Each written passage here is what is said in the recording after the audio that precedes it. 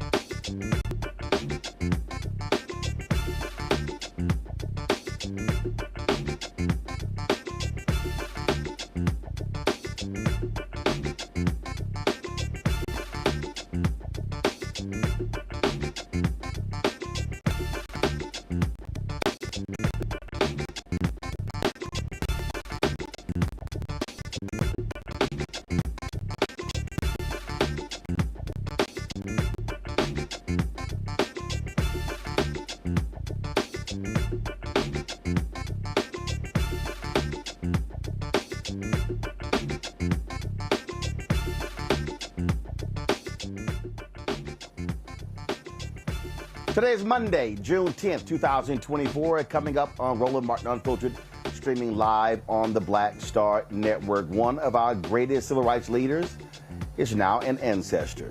The Reverend James Lawson Jr. passed away today in Los Angeles at the age of 95. We'll take a look back at his phenomenal life. He is an extraordinary figure, an architect, the architect of the Nashville movement, a man who believed in the Gandhi principles of nonviolence, that he actually went to prison for refusing to enter the draft to go to war. He also was the man who called Dr. King to come to Memphis to stand with sanitation workers. We'll talk to folks who knew him. We'll also hear from him in several interviews that I conducted with him over the last several years. Folks, it is time to bring the funk. I'm Roland Martin Unfiltered, the Black Star Network. Let's go. He's got it. Whatever the miss, he's on it. Whatever it is, he's got the scoop, the fact, the find. And when it breaks, he's right on time and it's rolling. Best believe he's knowing. Putting it down from sports to news to politics. With entertainment just for kicks, he's rolling. It's on go, roll, roll, y'all. It's Roland Martin, yeah.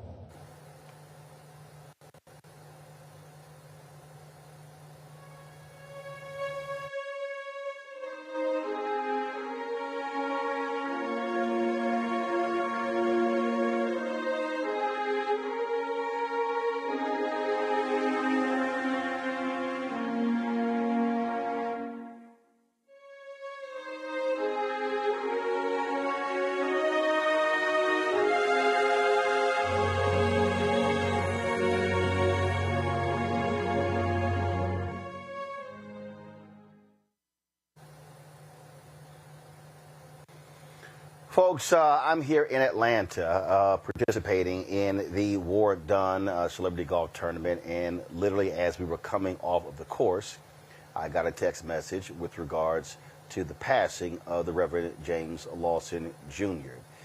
His family announced that he died of cardiac arrest in Los Angeles at his home there. He was 95 years old. Dr. Lawson was born in Uniontown, Pennsylvania, but he really became known for being the architect of what is called the Nashville movement. That, of course, is the movement that trained many civil rights workers, including John Lewis, Diane Nash, C.T. Vivian, and so many others. He also, of course, worked alongside Reverend Dr. Martin Luther King Jr. It was Lawson who was working in Memphis, who was the one who the sanitation workers tasked to call Dr. King to come to Memphis to stand with him. He was an extraordinary figure.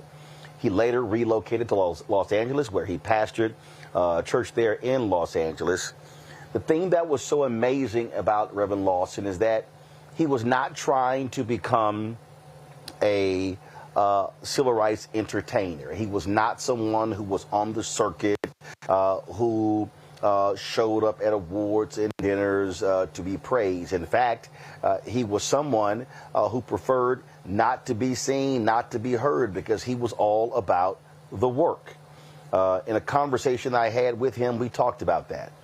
He also said that his last image, he said my last image of Martin was him standing in the pulpit at Mason Temple and me sitting on the last pew in the church. He said Martin was where he was supposed to be, and I was where I was supposed to be. Even folks in later ages, he was an extremely sharp figure, strong mentally, who really had solid thoughts as it related to Black Lives Matter, as it relates to organizing and movement building. Reverend Lawson was that kind of figure. And if you want to understand someone who was egoless, I remember moderating a session at Congressional Black Caucus Foundation, AOC. And it was a session with Dr. Harry Edwards, other officials of the NFL. We were talking about Colin Kaepernick in protest. And one of the, so a gentleman stopped me, actually, the president of Alpha Phi Alpha, told me, he said, hey, we're about to leave. He said, I'm here with Dr. Lawson. And I said, I'm sorry, what do you mean you're here with Dr. Lawson? He said, yeah, Jim Lawson. He's over there in the corner. And so I looked to my right, and literally, sitting in a corner was Reverend Jim Lawson, listening to the conversation. And they were leaving. And I said, no, Doc, you can't leave. You can't leave without speaking to this crowd. I'm always one where I say, look, don't give folk the microphone.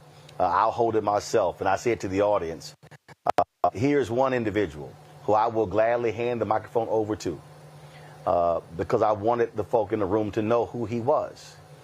And again, did not come in with any fanfare. Didn't have folks all around him. Didn't have assistants scurrying. He didn't demand a seat on the front row. He was literally sitting in the corner in the back, listening and watching the conversation. And so I had him speak. A couple of years later, we went to Los Angeles, and I wanted to interview Dr. Lawson. And he didn't want to do it at first. Again, he was not somebody who sought the limelight, but he agreed to do it. We were preparing for MLK 50, and we were doing interviews with a variety of individuals regarding the assassination of Reverend Dr. Martin Luther King Jr. Well, when it was time to actually start editing, I discovered the folks at TV One lost the interview. They literally couldn't find it. I was beyond angry. I was pissed with what happened. We didn't have it for 2018.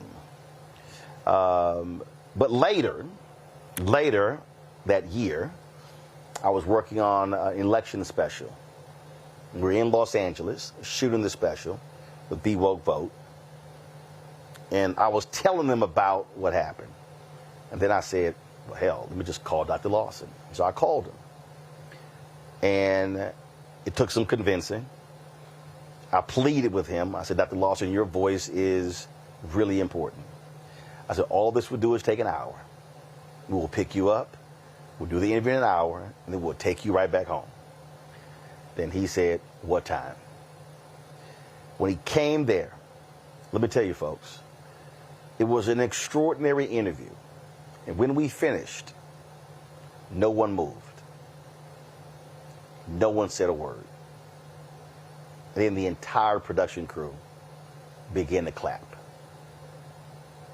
All because of what this man had to say. A few weeks ago, at the Presidential Medal of Freedom, and I remarked to some White House officials that I really wish that they had awarded him the Medal of Freedom. And I said, I really hope Dr. Lawson can be given this award next year. And then we got the word today that he had passed away. That conversation I had with him, you will see in the next hour. It is extraordinary dialogue. This man was so amazing. And he believed in nonviolence so much that when he was in seminary, he could have gotten a waiver not to go into the war because he was in seminary. But Reverend Lawson believed in nonviolence so much. He said he was such a pacifist that he chose to go to federal prison instead of using that waiver to get out of going to war. Extraordinary. Too many people don't know who he is. Too many people don't realize the work that he put in. But today we absolutely lost one of our greatest civil rights leaders, one of our greatest organizers and tacticians ever. A few weeks ago, he joined Mark Thompson on his show to talk about the war between Israel and what's happening in Gaza. Reverend Mark Thompson joins us right now. Mark, glad to have you on the show. He was 95 years old, but that brother was still sharp of mind with tremendous insight on present-day issues. Most certainly was, and thank you, Roland, for this tribute. As always, you are covering what we need you to cover, because this is a sacred day. James Lawson, if Dr. King was our modern-day Jesus, then James Lawson was our modern-day John the Baptist. He went to India before Dr. King. He did a lot of things before Dr. King, with Dr. King's full knowledge, to go and kind of make way for the one who would follow. He went to India. He studied Gandhi. Dr. King followed him there 2 years later. As you mentioned, he went to jail as a conscientious objector. He was an absolute, uncompromising proponent of nonviolent civil disobedience. So much so as we all were celebrating the Montgomery brawl, James Lawson chastised us. He said any type of violence that we exhibit is wrong. He was truly a believer in the nonviolent principles. He knew me before I was born, because he was in Nashville, in the church where my family worshiped, but my mother was still in high school, teaching John Lewis, Bernard Lafayette, Diane Nash, and Marion Barry, all students at Tennessee State, Fisk and Meharry, and American Baptist College, all of those students, the principles of nonviolent resistance, so that they could go downtown in 1960 and turn Nashville upside down and desegregate those lunch counters. And that was the first successful desegregation sit-in movement in the South at that time. He got that ball rolling. And so he truly was a giant. And you're right, he stayed sharp. He was sharp. one of the most important things we did, you mentioned the war just now, we did the ceasefire music video. Dr. Lawson never been in music. I don't do music videos. It's Dr. Lawson, why don't you do a music video? Let's do this music video. And I convinced him to do it, and he did it. And we got to have him on camera with all these other voices. And to me, his voice and his presence was the most validating because of his uncompromising position when it came to nonviolence. He was in Memphis when he left Nashville, organizing Memphis. Again, first there, John the Baptist, there with Bill Lucy, and invited Dr. King to Memphis. A lot of people forget that Memphis was a labor struggle. It was an AFSCME struggle. The brothers, the sanitation workers, wanted a union. So for sanitation, most of us don't even know who a sanitation worker is, don't even speak to them. The lowliest of the low, they handle our rubbish. And James Lawson and Dr. King were concerned about them. And he believed that he was going to be killed in Memphis, as many others felt that they were going to be killed. And of course, we know that Dr. King became that martyr in Memphis, something that I know James Lawson never got over. But he continued the work up until Dr. King should have lived to be his age as well. He was taken from us. But he lived to be almost 100 still doing this work. So for those who've not heard of him, for those who are just hearing us talk about him for the first time and hearing his name for the first time all over the news today, run to Google him, run to read about him and share his story with the children. Dr. King if Dr. King were here, he would mourn and praise the life of James Lawson himself. Here's one of the things. So when I talked to him, Mark, he said something to me that it was and I keep using the word extraordinary, and I'm doing so for a reason. He said to me, they spent 6 months talking about why they wanted to launch a movement. Then he said they spent 6 months discussing what they wanted to do. That's a year. Today, we'll call a meeting, and by the end of the meeting, we got an Instagram page, a website, we got a Zelle, PayPal, Venmo already created. And so what he was talking about was having this deep understanding of a commitment to movement building. And discipline and knowledge, because they studied. They read the scripture, they understood and learned from the successes of the past and the mistakes of the past. We don't do them. We don't read like we should. A lot of us don't. And we do just kind of jump out here. Now, there's a convenience and an expeditiousness to being able to jump out there and have the Instagram accounts and the social media accounts. But they had none of that. Marcus Garvey had 6 million members in his organization, and there was no social media, no internet. So it just shows what we were able to do. And to your point, Roland, we can run out here and do something quickly nowadays with social media helping us. But is it as effective as what they did when they did not have those resources? Can we boycott riding the bus for 400 days, but we have social media now? You know, can we go to the lunch counters and be beaten and not retaliate, even though we have social media? If the sanitation work, the people who pick up our trash, the regular everyday people who make this little red wagon of America go, if they need us, can we drop what we're doing and organize a boycott and a march that is effective and wins their rights? But we have social media. So this was the power that he had. And as I said, it was a little embarrassing. You know, he came on the show right after the Montgomery brawl. And I wanted to ask him how he felt. First, I called him. I said, black folk fought back, jumped off the ferry, whipped the white folks with chair. We all wearing chair necklaces and earrings. So how you feel about that, Dr. Lawson? And some very prominent leaders in our civil rights movement disagreed with James Lawson for what he said. He said, no, nonviolence is the only answer. He didn't support it. I said, even in this face of self-defense, he said no because he taught that the greatest self-defense was what Jesus taught, and that is to turn the other cheek. Unless it was in the case of something where one's life was in jeopardy and one had to save one's life. But then even he said it was not for the purpose of taking another life. You're right, his humility was legendary. Never had an entourage. Always sat in the back of the room.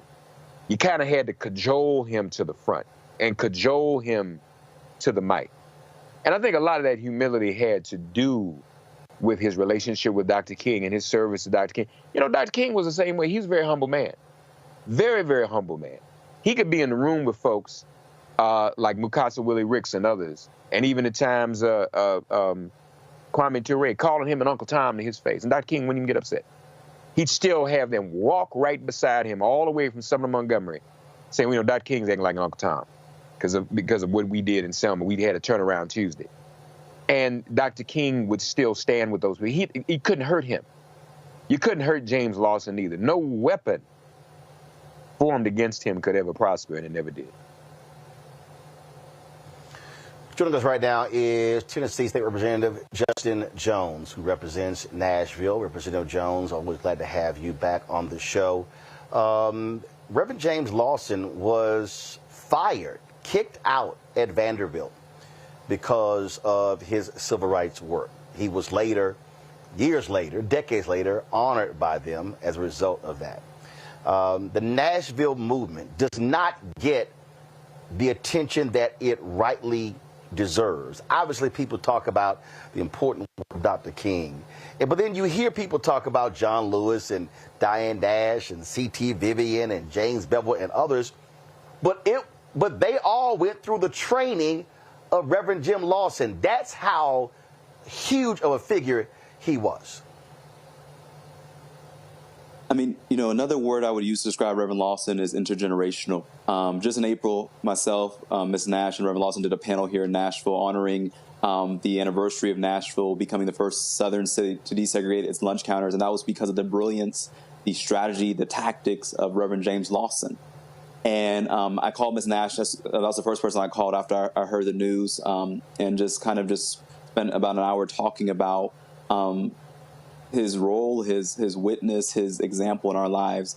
A lot of people don't realize that right after I was expelled last year, Reverend Lawson was one of the people who reached out and immediately, you know, said, we want to support you. We have this fellowship with this interfaith organization that we want to support you with so that you will be okay. And as somebody, even as I was a student at Vanderbilt dealing with a school that proclaimed one thing and acted another way, he's somebody who showed up and who spoke up and who helped guide me through that journey there. And so we don't honor Reverend Lawson enough. He definitely should have, you know, was long overdue to get a Presidential Medal of Freedom.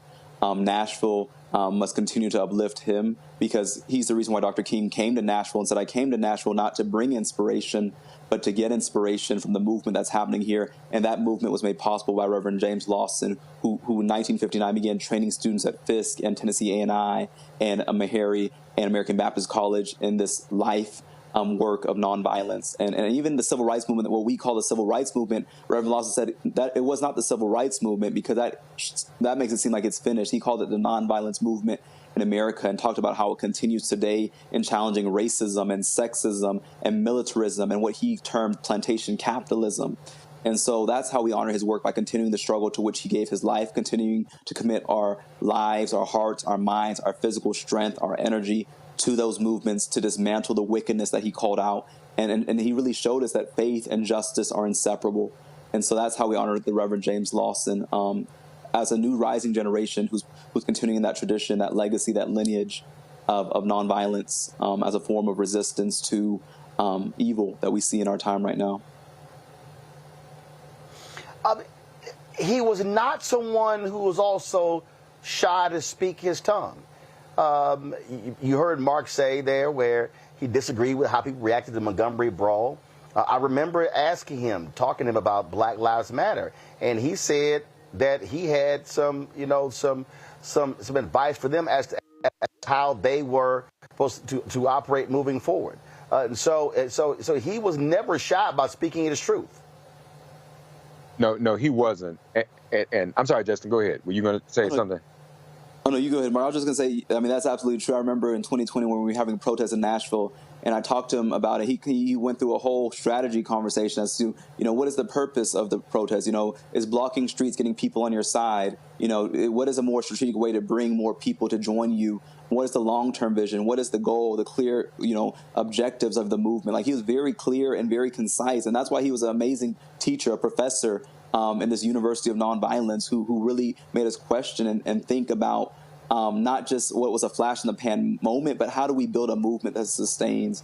And he also wasn't shy to call out power. I remember in Nashville when we named the street after John Lewis, he spoke at that anniversary, and it was a room full of politicians, and he asked our governor, does our governor have a hole in his soul, by the policies he's uplifting that are hurting people, Black people, workers, young people in our state in Tennessee. And so Reverend Lawson was somebody who had moral clarity and who was very committed and clear in what he believed and what he was sharing with us as an intergenerational, interfaith rising movement, challenging those systems that he called out. And making America live up to what it said in the Constitution. He was very clear in lifting up the language from the Constitution, Declaration of Independence, that he believed were promises that were never fulfilled, that we had to live and breathe life into here in this nation. And I just wanted to add, Roland, to build go ahead. On Justin's point of him being intergenerational, really transgenerational. You look at this young man, and that's not, that's specific. When he was in Clark Memorial United Methodist Church in Nashville, teaching John Lewis and Diane Nash and Bernard Lafayette and Marion Barry and others, my mother was there. She was in high school. 6 years later, I was born. I'm in that same church. 35 years later, maybe 40, Justin Jones is in Clark Memorial United Methodist Church. So here you have at least 3 or 4 generations of people in the same space whose lives have been touched and influenced by James Lawson. He was always relevant. And it's so important that Justin is here because we all know what Justin represents. He is this current generation of young people that we want to see pick up this torch and carry it. And for James Lawson to have touched him so personally and so closely, and for him to have drank from the cup of James Lawson's teaching and sat at his feet, we have a lot of hope for him, and we have a lot of hope for the generation that Justin is leading. And so we are so thankful for the life of James Lawson and the influence he's had on all these generations. Representative Jones, final comment. I think we're going to hear a lot of politicians, a lot of people talking about how they loved Reverend Lawson and lifting up his story. But I think the way that we honor him is by continuing his fight. And so any politician, anybody you hear talking about how much they love, even pastors in these churches, how much they love Reverend Lawson these next few days, let us honor him through action. Let us honor him through continuing to struggle. Let us honor him by continuing to sacrifice. He spent months in prison. I mean, I think the most amazing thing about Reverend Lawson is that he lived to be 95, because even though he faced death today, he's faced death many times. He stared it in his eyes and did not turn back, did not back down. And so let's make sure that when people lift up the words of his life, let's make sure that they honor those words by breathing life of action into fighting for policy change and to change this nation. And that's how we honor the life, the legacy, the lineage, the light of this great giant of the movement who's left us today, but whose teachings will never leave us. Representative Justin Jones, we surely appreciate it. Thanks a lot. Reverend Mark Thompson, we appreciate it. Thanks as well. God bless. Right back, folks, as we pay tribute to the life and legacy of the Reverend James Lawson Jr., who passed away this morning at the age of 95. You're watching Roland Martin Unfiltered of the Black Star Network.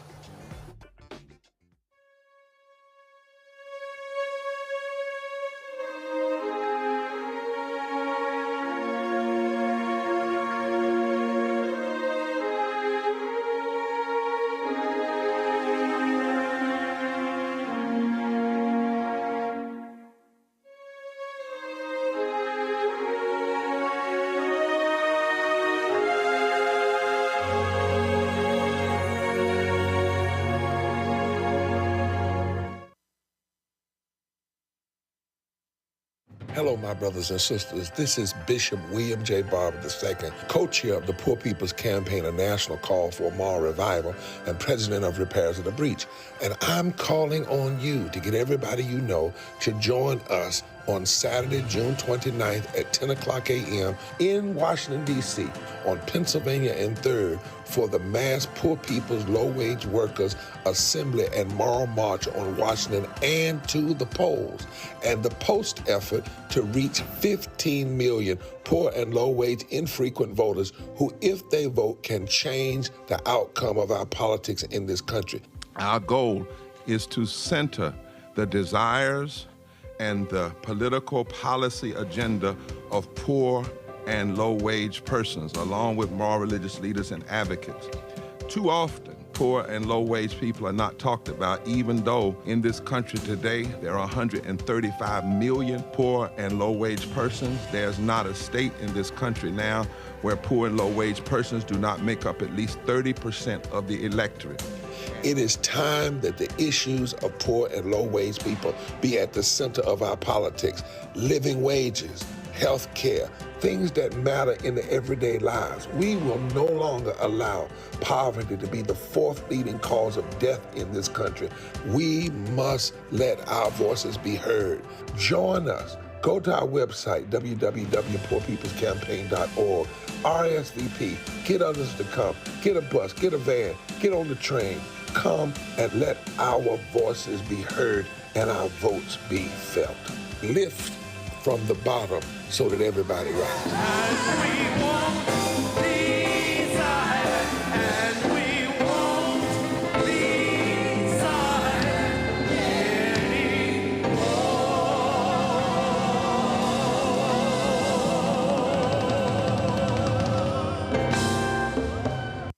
Hey, what's up, y'all? I'm Devon Frank. I'm Dr. Robin B., pharmacist and fitness coach, and you're watching Roland Martin Unfiltered.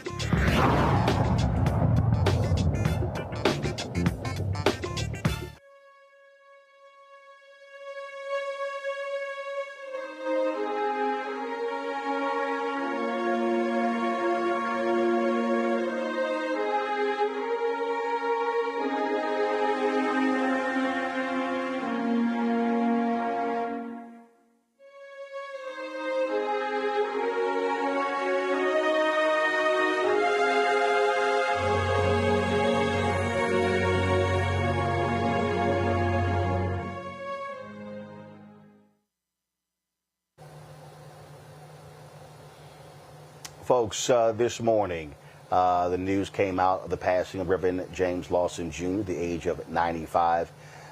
His family announced his passing to the world. So many people have been talking about him, what he meant, how amazing a figure that he was. Before I go to my next guest, Reverend Lawson gave a eulogy at the funeral of John Lewis. I want to play a little bit of that. I'm going to play the rest later. Many people talk about the eulogy that President Barack Obama delivered at that funeral, which was good. It was very good. But the eulogy that was truly preached at the funeral of Congressman John Lewis was done by his teacher, Reverend Dr. James Lawson.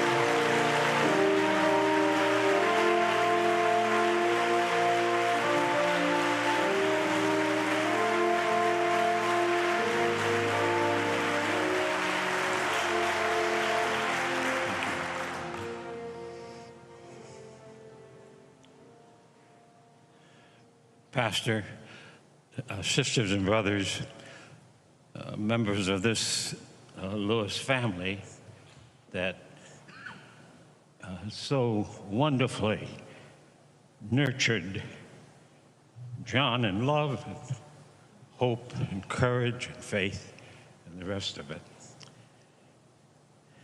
And sisters and brothers,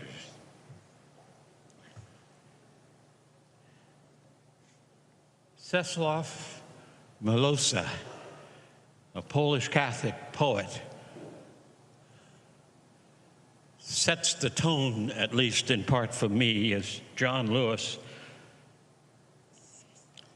has journeyed from the eternity of this extraordinary, mysterious human race into the eternity that none of us know very much about.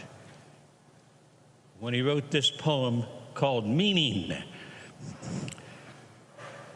when I die, I will see the lining of the world, the other side, beyond bird, mountain, sunset. The true meaning ready to be decoded. What never added up will now add up. What was incomprehensible will become comprehended. And if there is no lining to the world, if a thrush on a branch is not a sign, but just a thrush on a branch, if night and day make no sense following each other, and on this earth there is nothing but the earth, even if that is so, there will remain a word, wakened by the lips that perish, a tireless messenger who runs and runs through interstellar places, through revolving galaxies, and calls out and protests and screams. And I submit that John in that other eternity will be heard by us again and again, running through the galaxies, still proclaiming that we, the people of the USA, can one day live up to the full meaning of we hold these truths. Live up to the full meaning, we, the people of the USA, in order to perfect a more perfect union. John Lewis practiced not the politics that we call bipartisan. John Lewis practiced the politics that we, the people of the U.S., need more desperately than ever before, the politics of the Declaration of Independence, the politics of the preamble to the Constitution of the United States.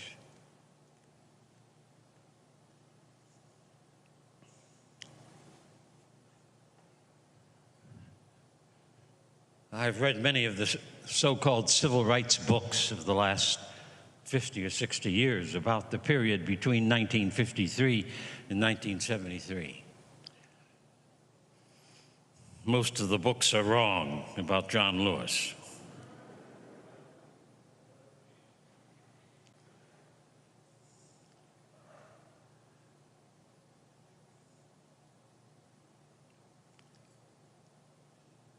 Most of the books are wrong about how John got engaged in the national campaign of 1959-60. This is the 60th year of the sit-in campaign, which swept into every state of the Union, largely manned by students because we recruited students, but put upon the map that the nonviolent struggle begun in Montgomery, Alabama, was not an accident, but as Martin King Jr. called it, Christian love has power that we have never tapped, and if we use it, we can transform not only our own lives, but we will transform the earth in which we live. I count it providential that as I moved to Nashville, Tennessee, dropping out of graduate school, in Nashville came people like Kelly Miller Smith and Andrew White and Janetta Hayes and Helen Roberts and Dolores Wilkerson, and John Lewis, Diane Nash, C.T. Vivian, Marion Barry, Jim Bevel, Bernard Lafayette, Paulina Knight, Angela Butler. How all of us gathered in 1958 and 59 and 60 and 61 and 62 in the same city at the same time, I count as being providential. We did not plan it. We were all led there. And when Kelly Miller Smith and the Nashville Christian Leadership Council met in the fall of 1958, and we determined that if there's to be a second major campaign that will demonstrate the efficacy of satyagraha, of soul force, of love truth, that we would have to do it in Nashville. And so I planned, as the strategist and organizer, a 4-point Gandhian strategic program to create the campaign.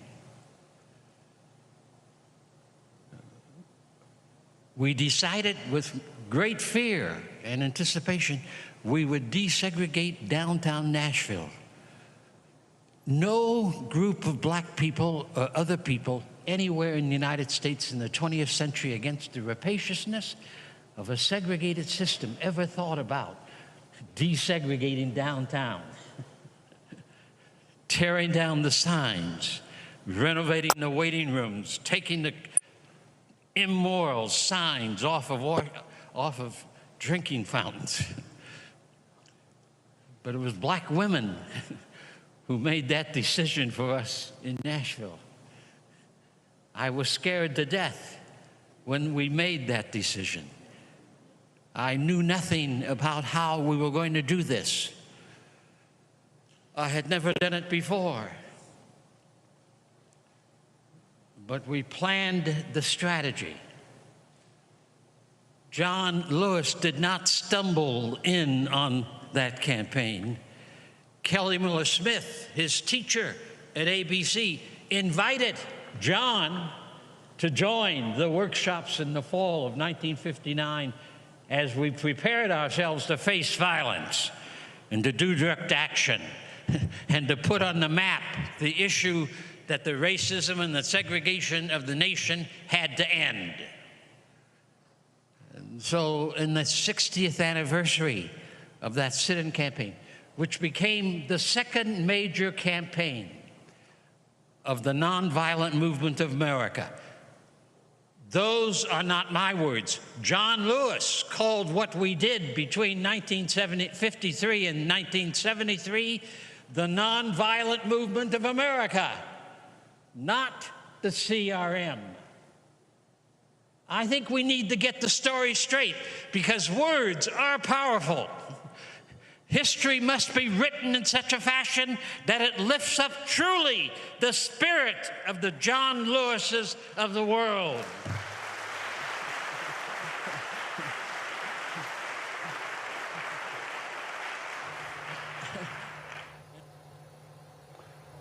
Folks, we're going to play the rest of that eulogy. Absolutely powerful. Listening to Reverend Jim Lawson. Joining us right now is someone who was trained in the Jim Lawson Institute, activist, labor leader, Tiffany Lofton. Tiffany, glad to have you back on the show. Just for folks who, and again, I see this all the time, he did the limelight. He wasn't trying to show up at all the events and getting pats on the back and he was not, that's not who he was. So talk about interactions with him, but also the teaching principles that he was all about when it came to mobilizing and organizing.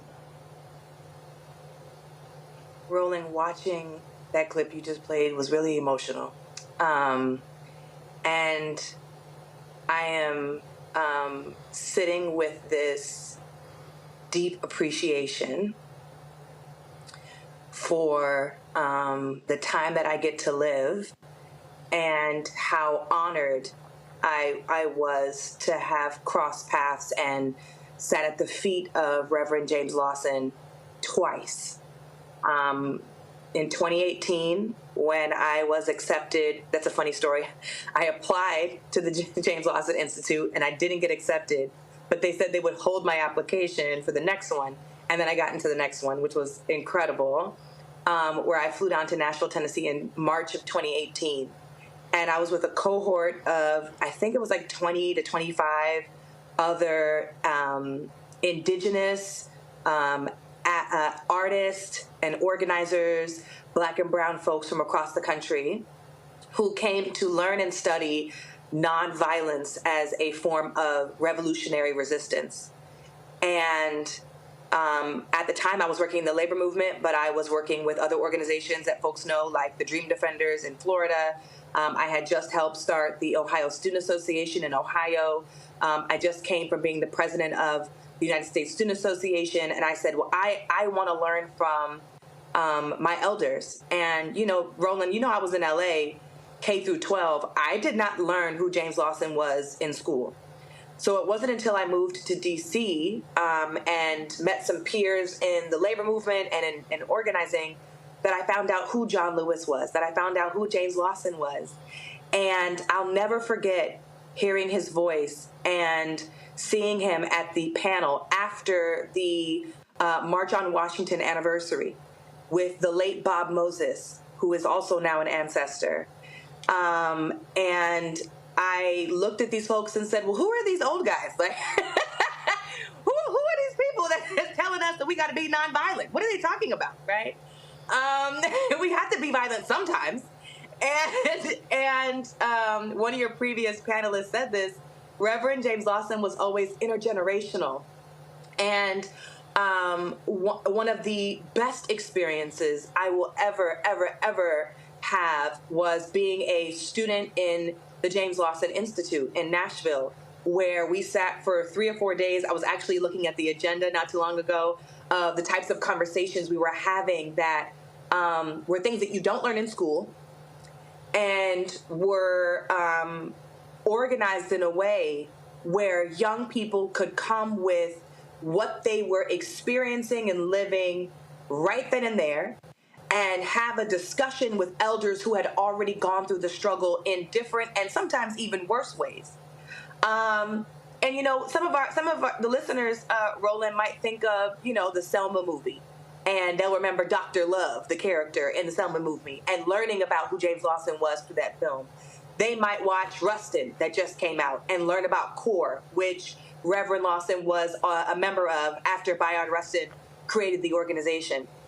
And we learned about these things from his mouth, and his teachings around nonviolence being a form of revolutionary resistance, and him having a engaging discussion with young organizers across the country who believed that maybe there was a time for armed resistance, maybe there was a time for violence to be resistance, right? And what I will take away from that discussion is not just his firm standing in the principle of nonviolent struggle, of healing resistance, of revolutionary nonviolence as a form of violence resistance, right? But I will also walk away with him as an accepting elder and mentor and teacher who served his purpose through his whole life, training and teaching people on how to make real changes in their communities. And so many people, right, and I said this on social media, so many people right now owe so much gratitude to Reverend Lawson for his leadership, his study, his work, his example, and his prayers over our communities as he fought against segregation. So many of us benefit from the direct acts and the direct protest and demonstration that Reverend Lawson did, and so many people's lives have been changed because of his work. And I agree again with the fellow panelists, he should have got a President's Award. And, you know, we want to give people their flowers while they're here. It's just so Yep. It is heartbreaking to know that he's no longer here with us, but that his legacy is what made America what it is today. And Roland, really quickly, yeah, go ahead. SNCC is hosting their 60th anniversary, which Reverend Lawson was also a member of, an advisor to for young people. And they'll be in Indianola, Mississippi. I will be there with Cortland Cox and Charlie Cobbs and Judy Richardson and Jennifer Lawson and so many of other peers that Reverend Lawson was. When is that? It is June 21st and 22nd. And it's in Indianola, Mississippi this month, so in 2 weeks. Got it. And if folks want more information, they can follow SNCC Legacy on Instagram, and they can go to sncdigital.org, and SNCC is spelled SNCC. I opened the show with this when we were at CBC, and he was literally sitting in the corner. It's funny. I'm sitting here, and I'm thinking about it, and I'm thinking about, and again. Look, we've been around, a lot of folks, and so, we know when Reverend Jackson, Reverend Sharpton, Andrew Young, Merle Evers Williams. We know. We can go on and on and on. When those folks enter the room and they bring them to the front, they seat them in the front, whatever. And it was, so I'm moderating the session. And again, Alpha President Dr. Everett Ward says, hey, he says, Frat, I'm about to leave. I'm here with Reverend Jim Lawson. And I went, where? He went, I said, Jim Lawson. Nashville moved with Jim Lawson. He's like, yeah. I'm like, where? He said, he over there. He was literally sitting in the corner, just watching and listening to the conversation. And that's the kind. And so then when I interviewed him, he said, because what happened was he promised his wife that he would always be home at dinner at 6 o'clock to eat with the family. That's why he wasn't at the Lorraine Motel when King was assassinated, the p.m. Memphis time. And so when I interviewed him, he said, my last image of Martin was he was in the pulpit, and I was on the last row at Mason Temple, and he said where he was supposed to be, and I was where I was supposed to be. And that statement is so profound because he understood everybody's not meant to be in the pulpit. In the pulpit, he's got to have somebody who's a Lawson, who's satisfied with not being center staged. That's right. We don't have a lot of civil rights leaders like that now, Roland. There are a lot of folks who want to be in the front. There's a lot of folks who want to be in the pulpit, and they get mad when other people are in the pulpit. And I too have been in spaces where Reverend Lawson was there and just had, like I said, he was so intergenerational, but he was always creating space. And he wasn't somebody who walked, in my experience, he wasn't somebody who walked in the room and said, I know everything and I won civil rights like this and this is how y'all need to do it. He walked in the room and said, what's going on? Let me listen to what other people have to say. And went and studied in India, came back and gave us the philosophy, the theology, the experience. It was a gift to have his expertise and his experience and his critique and his study of nonviolent organizing. And, there's so much happening now across the world that we could talk about forever, which I won't, on how Reverend Lawson is currently influencing protests that are happening around America right now. And some people don't even know where they got it from. It came from Reverend James Lawson. But like you said, there's his spirit when he was here was one of purpose. He was so grounded in who he was and what his mission was. And it feels it's such a loss to have him transition at this time. But may we all live in the example of being humbled and walking around with humility so that we can help support and train the next wave of change that happens in this country. Tiffany, certainly appreciate it. Thanks for sharing your thoughts about Reverend Dr. James Lawson. Yes, sir. Thanks, Roland. Folks, here is the rest of the eulogy that Reverend Lawson delivered at the funeral of Congressman John Lewis here in Atlanta just a few years ago. That's why I've chosen just to say a few words about it. Kelly Miller Smith invited John Lewis. I met a Fisk student who told me about a student from Chicago who wanted to do something about those vicious signs. I said, invite Diane Nash to the workshop in September because we're going to do something about those signs. I pushed this hard.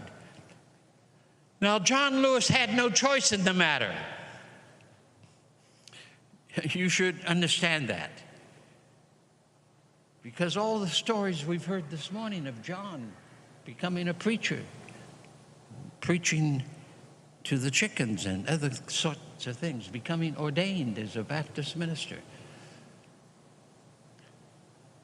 Something else was happening to John in those early years. John saw the malignancy of racism in Troy, Alabama. There formed in him a sensibility that he had to do something about it. He did not know what that was, but he was convinced that he was called indeed to do whatever he could do, get in good trouble, but stop the horror that so many folk lived through and in this country in that part of the 20th century. John was not alone. Martin King had the same experience as a boy. I had the same experience from age 4 in the streets of Massillon, Ohio. Matthew McCullum, a pastor whose name you don't know in South Carolina, had the same experience. C.T. Vivian had the same experience. I maintain that many of us had no choice to do what we tried to do, primarily because at an early age we recognized the wrong under which we were forced to live, and we swore to God that by God's grace we would do whatever God called us to do in order to put on the table of the nation's agenda. This must end. Black Lives Matter.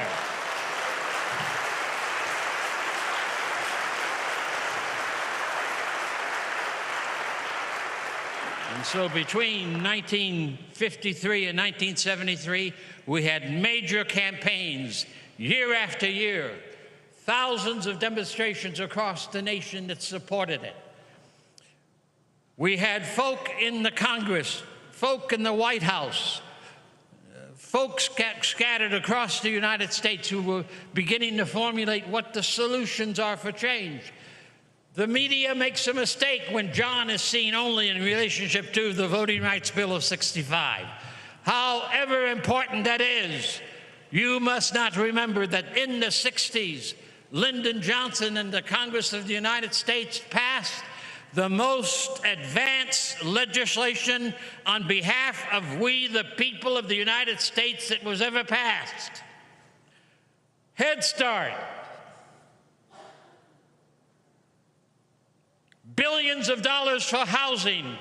We would not be in the struggle we are today in housing if President Reagan hadn't cut that billions of dollars for housing, where local churches and local nonprofits could build affordable housing in their own communities, being sustained and financed by loans from the federal government. We passed Medicare. We passed anti-poverty programs, Civil Rights Bill 64, 65, voting rights bills, a whole array.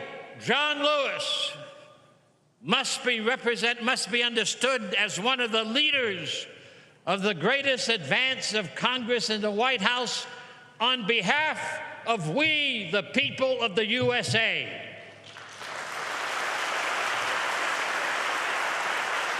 We do not need bipartisan politics if we're going to celebrate the life of John Lewis. We need the Constitution to come alive. We hold these truths to be self-evident. We need the Congress and the presidents to work unfalteringly on behalf of every boy and every girl, so that every baby born on these shores will have access to the tree of life. That's the only way to honor John Robert Lewis. No other way. Let all of us in this service today, let all the people of the USA determine that we will not be quiet as long as any child dies in the first year of life in the United States. We will not be quiet as long as the largest poverty group in our nation are women and children. We will not be quiet as long as our nation continues to be the most violent culture in the history of humankind. We will not be quiet as long as our economy is shaped not by freedom, but by plantation capitalism that continues to cause domination and control rather than access and liberty and equality for all.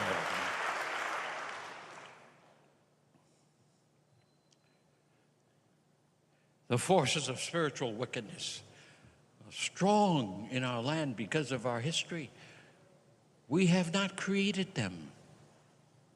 John Lewis did not create them. We inherited them. But it's our task to see those spiritual forces. I've named them: racism, sexism, violence, plantation capitalism.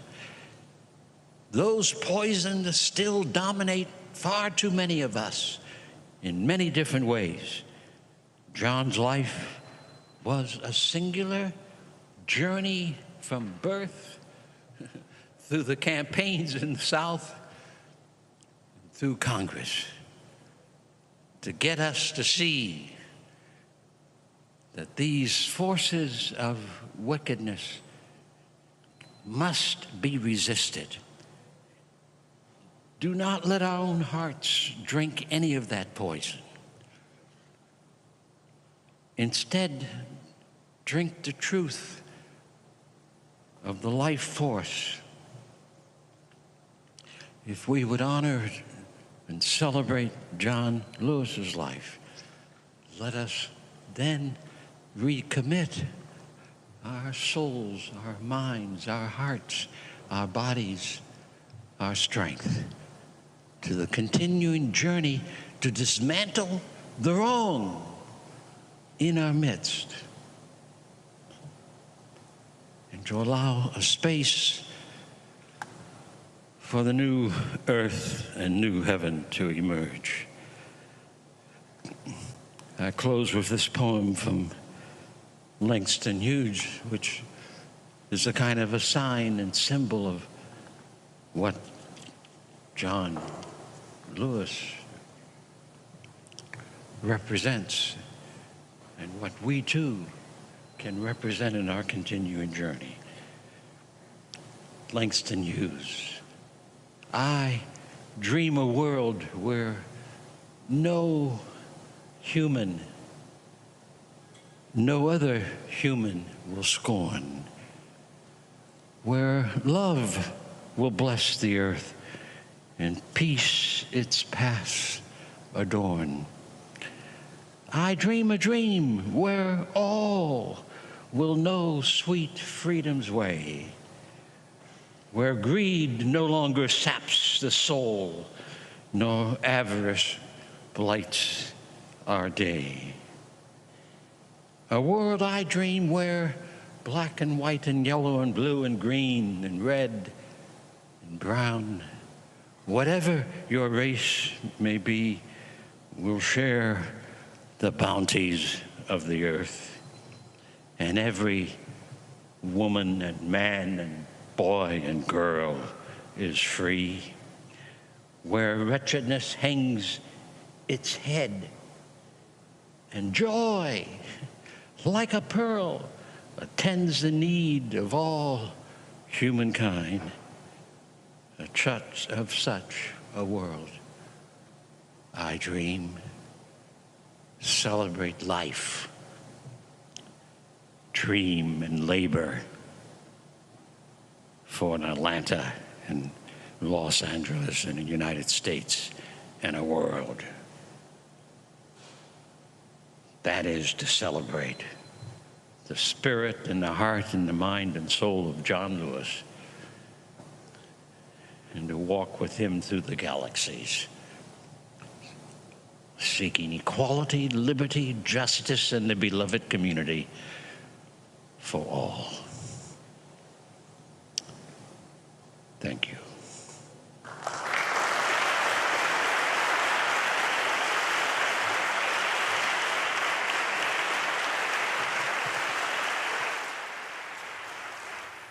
As I said, absolutely powerful and riveting, and that's when he was 91 years old. Going to go to a break. We come back. My one-on-one with Reverend James Lawson. The interview was shot 2018 in Los Angeles. It is one that I guarantee you will blow you away. You're watching Roland Martin Unfiltered right here on the Black Star Network. What we do, folks, we often do these tributes. I call them digital homegoings because I fundamentally believe that we need to pay proper tribute when we lose our great folks and become ancestors. I doubt very seriously you're going to see significant coverage death on any of these networks, but he's deserving of this type of tribute because when we do this, we are introducing or teaching a whole new generation of folks who didn't know. I don't mean just young people. There are people who are Gen X or baby boomers who may have never heard of Reverend James Lawson. So it's important that we have platforms that allow us to be able to do these things and not just give 30 seconds, a minute, or a couple of minutes, but give proper respect and deference to the work of folks like Reverend Lawson. So when you join our Bring the Funk fan club, your dollars are making it possible for us to do that. Our goal is to get 20,000 of our fans contributing on average $50 each. That's $4.19 a month, 13 cents a day. If you want to support our work, send your check and money order to P.O. Box 57196, Washington, D.C., 20037-0196. Cash App, $RM Unfiltered, PayPal, R Martin Unfiltered. Venmo is RM Unfiltered. Zelle, Roland at RolandSMartin.com, Roland at RolandMartinUnfiltered.com. When we come back, you'll hear my sit-down conversation with Reverend Jim Lawson, now an ancestor. He passed away on Sunday at the age of 95.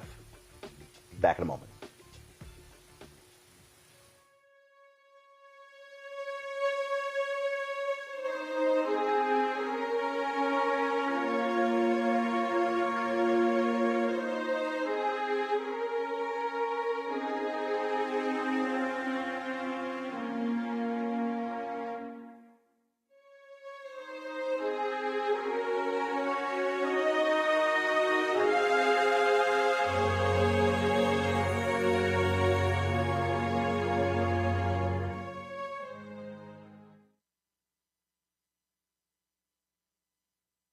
When you talk about blackness and what happens in black culture, we're about covering these things that matter to us, speaking to our issues and concerns. This is a genuine people-powered movement. There's a lot of stuff that we're not getting. You get it, and you spread the word. We wish to plead our own cause too long have others spoken for us. We cannot tell our own story if we can't pay for it. This is about covering us. Invest in black-owned media. Your dollars matter.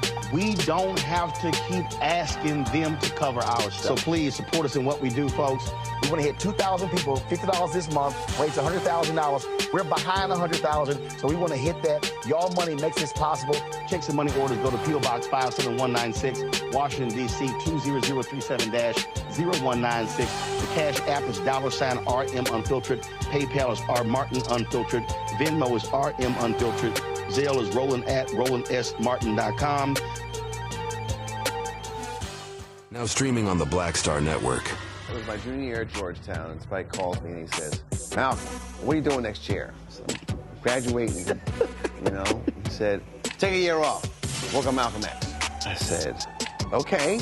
But first of all, for the folks who don't know, Spike is my cousin. Spike is my cousin. Just for the person watching, like, how the hell is Spike just gonna tell you that it's true? It's true.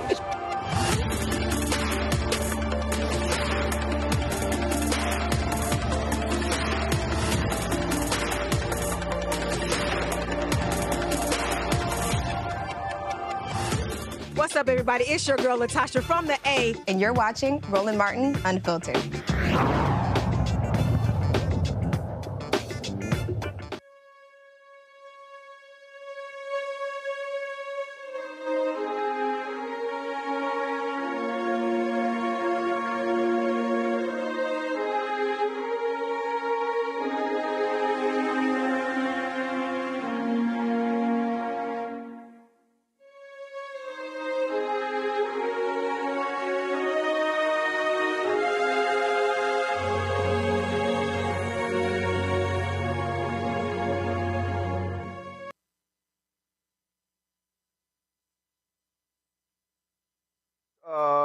We're going to continue our tribute to Reverend Dr. James Lawson. Just keep in mind, at the White House, they will soon be beginning the Juneteenth concert taking place there. We will be live streaming that. Remarks made by President Joe Biden as well as Vice President Kamala Harris. And so we have a secondary stream on the Black Star Network. So if you go to the app or go to our YouTube channel, you will actually see that additional stream. So just letting you know that we are keeping our eye on that particular event as well. Also, folks, so we're going to roll this video here, but before I do that, let me shout out my parents, Reginald and Imelda Martin, today celebrating their 57th wedding anniversary. So just want to give them a shout out before we actually roll this interview. So again, happy anniversary to my parents. Folks, 6 years ago, I told you earlier about when the folks at TV1 completely screwed up and lost my James Lawson interview. Have no idea. They just never ingested the interview. Don't even ask me. It still pisses me off. But later in the year, I was in Los Angeles and decided I was doing some other interviews with the folks with Be Woke Vote.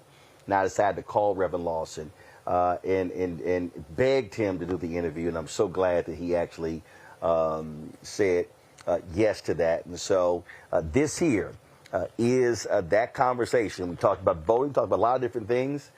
I think you'll learn a lot from this conversation. Here it is.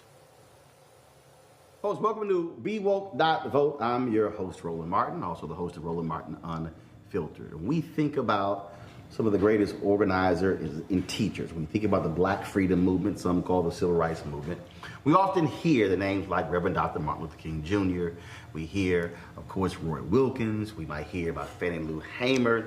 But I've always said two of the most unsung heroes, Ella Baker, one of the greatest organizers that we have ever seen, and also my next guest, Reverend James Lawson.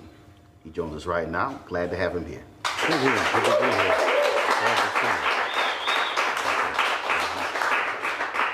So I was having a conversation with Omar, who's working behind that wall right there. And we were talking about young folks and voting and how do we keep people mobilized. And I said the most underappreciated aspect of the Black Freedom Movement is the fact that y'all taught folks, that was teaching, that was training. You didn't just wake up, go to a rally. No, that's right. You taught folks first. Yes, sir. We help people to interpret our history, not so much from the perspective of the conventional wisdom, but from the point of view of equality, justice, freedom.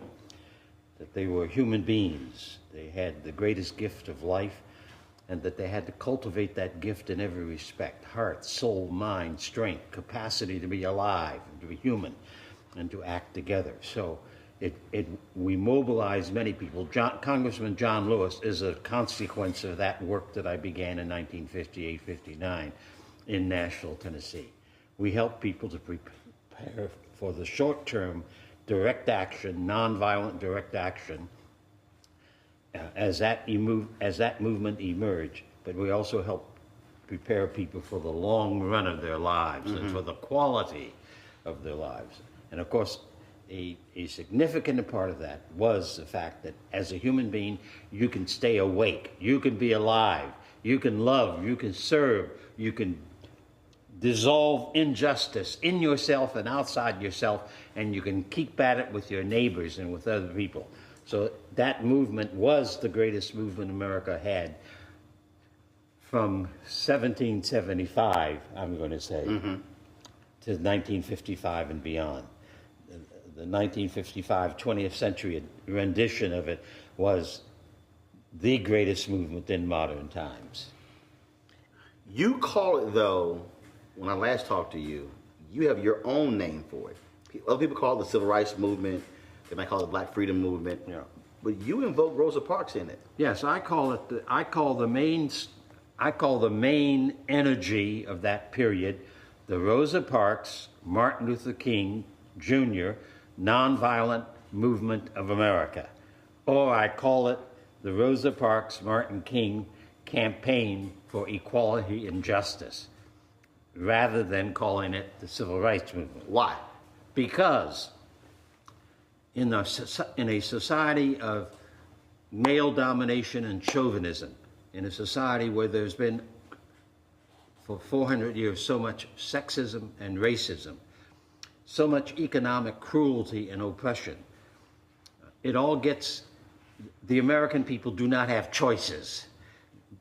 The conventional perspective of history excludes too much of the history of cruelty. James Baldwin spoke about the bloody catalog of our history.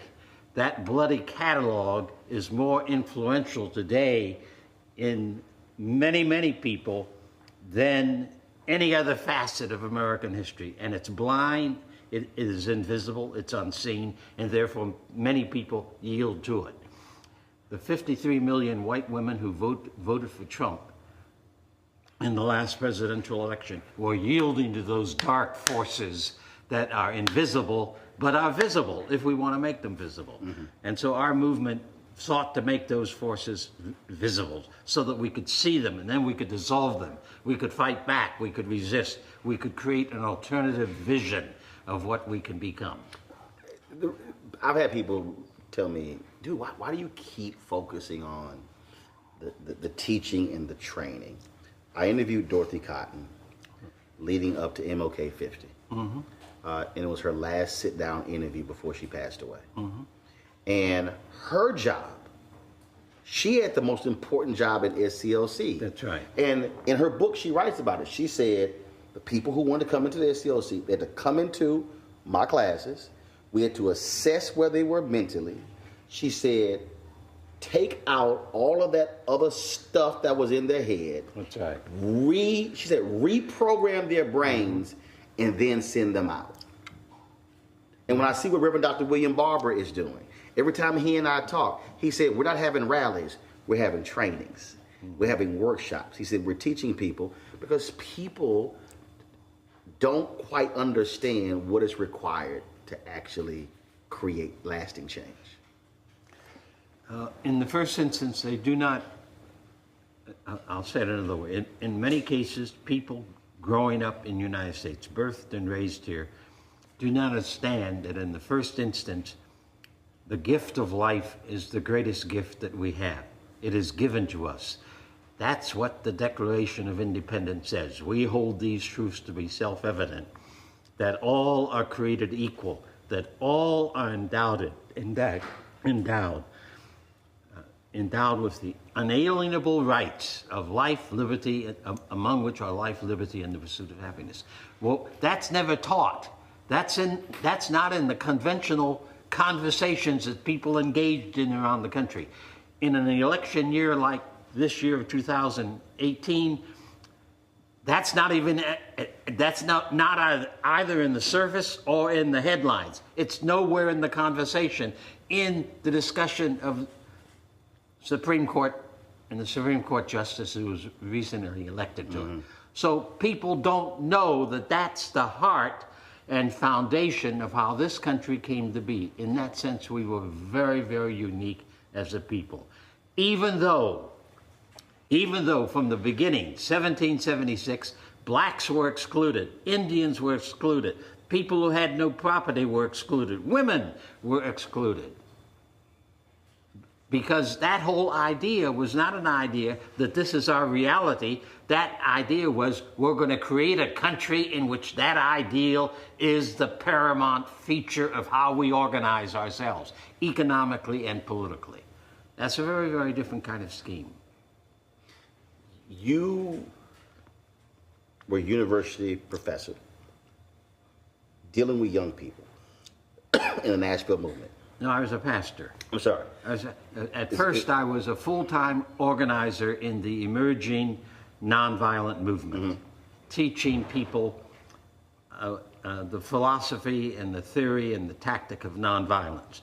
So, for an example, the Little Rock Nine, 1957, 58, 59. They were told by the lawyers and the NAACP and the white school board in Little Rock that if you get hit, you cannot hit back. If you get lots of terrible cussing at yourself and so forth, you may not cuss back. And that was a dominant pattern in those desegregation processes. So I tried to help them understand that what they were really being told was not to not fight back, but to fight back with dignity, to fight back with courage, to fight back with compassion. Do not allow the hostility to make you sick as a human being, but allow the hostility to be used that you conquer it and can live through it and work through it and become yourself a stronger person than you ever imagined possible. And you had to confront that when it came to the war. And you could have gotten out of serving. And you said, I'm not going. Well, it was actually, it's actually something else. I met my first racist epithet at age 4 in the streets of Massillon, Ohio. And I struck out and began to fight that white boy who lived in my neighborhood. We were playmates, but he was being taught that poison. That whole experience had made me aware of the fact that I was called to be a human being and that names and all could not destroy me, but that they had to be resisted in order to be changed.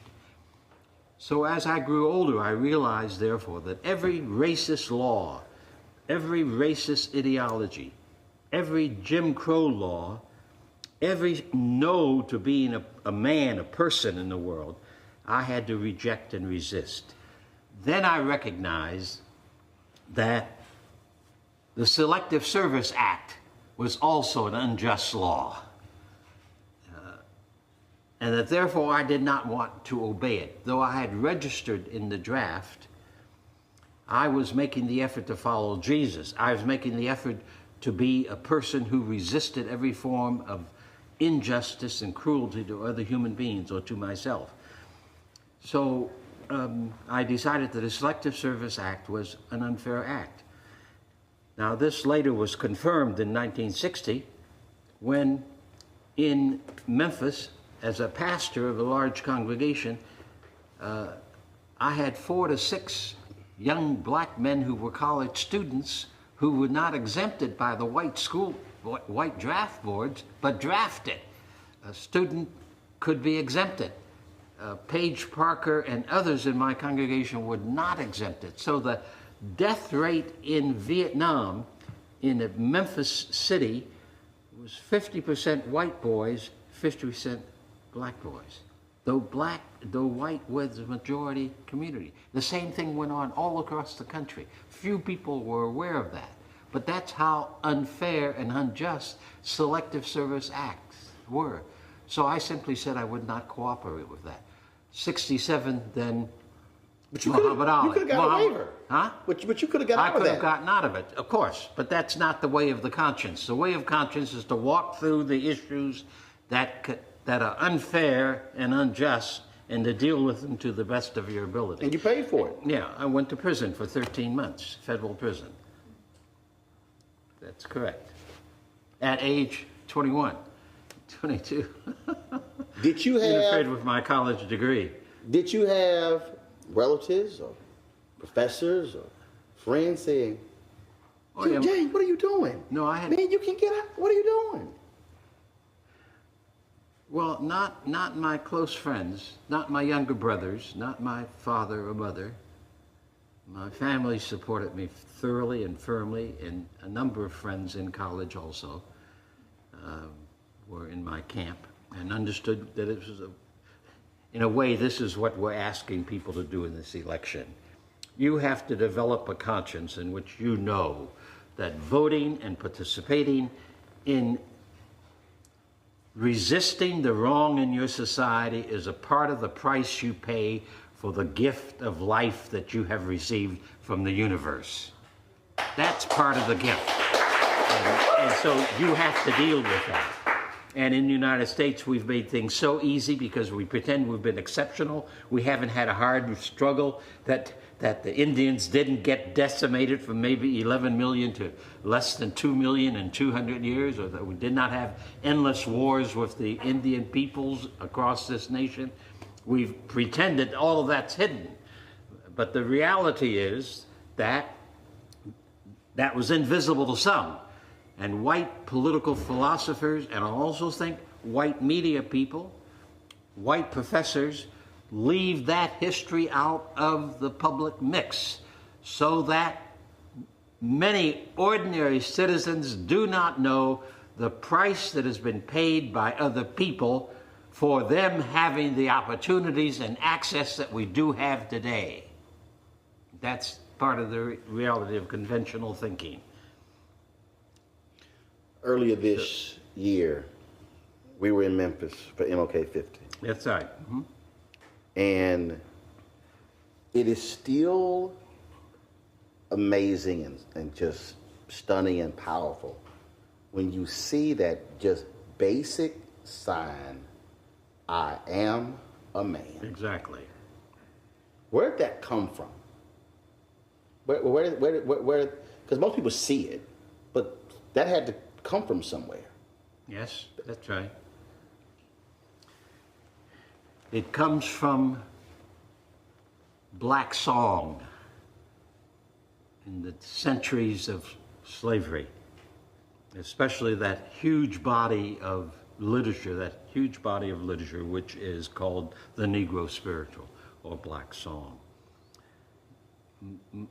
When you go through some of that music, and I remember, for an example, as a child singing "Go Down Moses, Let My People Go." Well, that's a liberation song. That's a resistance song. It comes out of the Hebrew Bible. That song and many other songs like that in that black song literature said over and over again, and oftentimes in masked language. You are not a slave, you are somebody.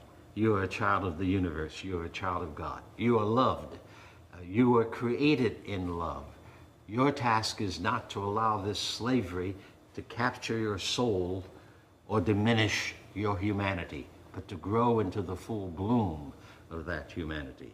So I am a man, you are somebody, we are the people of God is a part of the kind of mantras from the past. And I use that very frequently in all of our struggles across the southeastern part of the country, in Nashville, in Jackson, Mississippi, in the sanitation strike in Danville, Virginia, all around.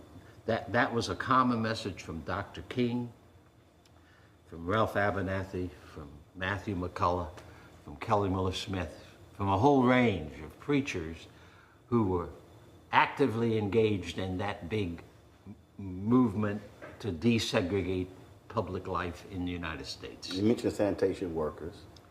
When I interviewed labor organizers who were working with those sanitation workers, we were having this conversation, and I said, folks, I said, you know, whenever we talk about Memphis, Dr. King being in Memphis, for me, the problem is that we forget why he was there.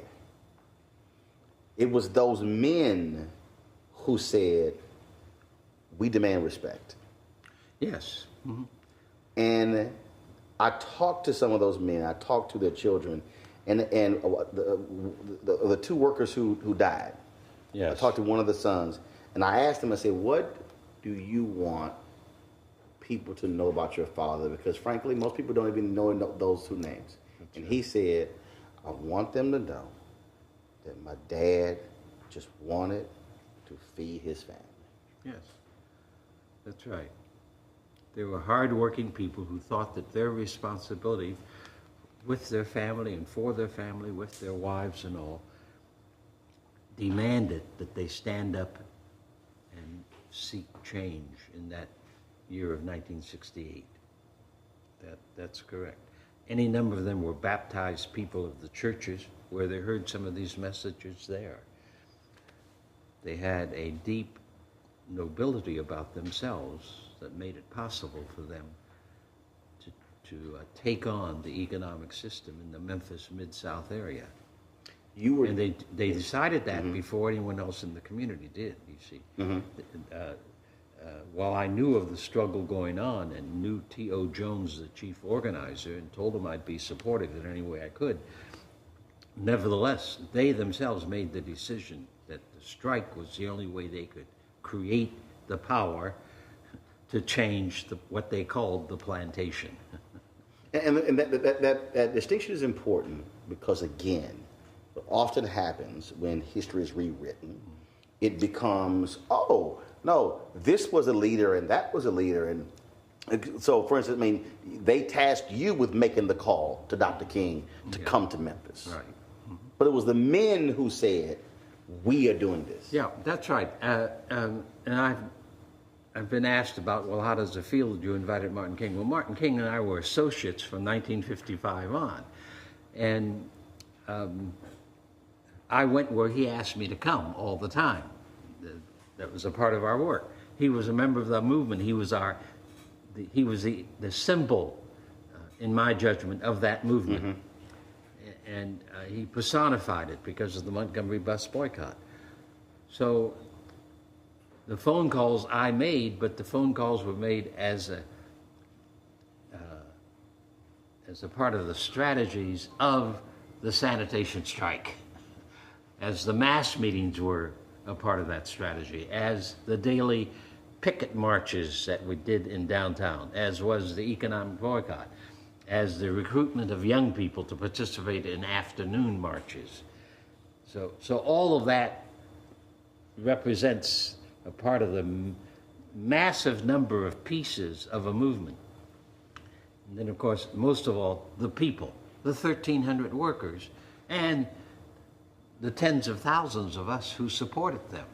So the issue for me is not conventional leadership, because it takes all of that for a movement that become a campaign that can forge the philosophy and the power that can push the envelope of injustice in the direction of justice. It cannot be done without the great numbers of people. And what you just described is, again, in Barbara Ransby's book on Ella Baker, where she and MLK differed.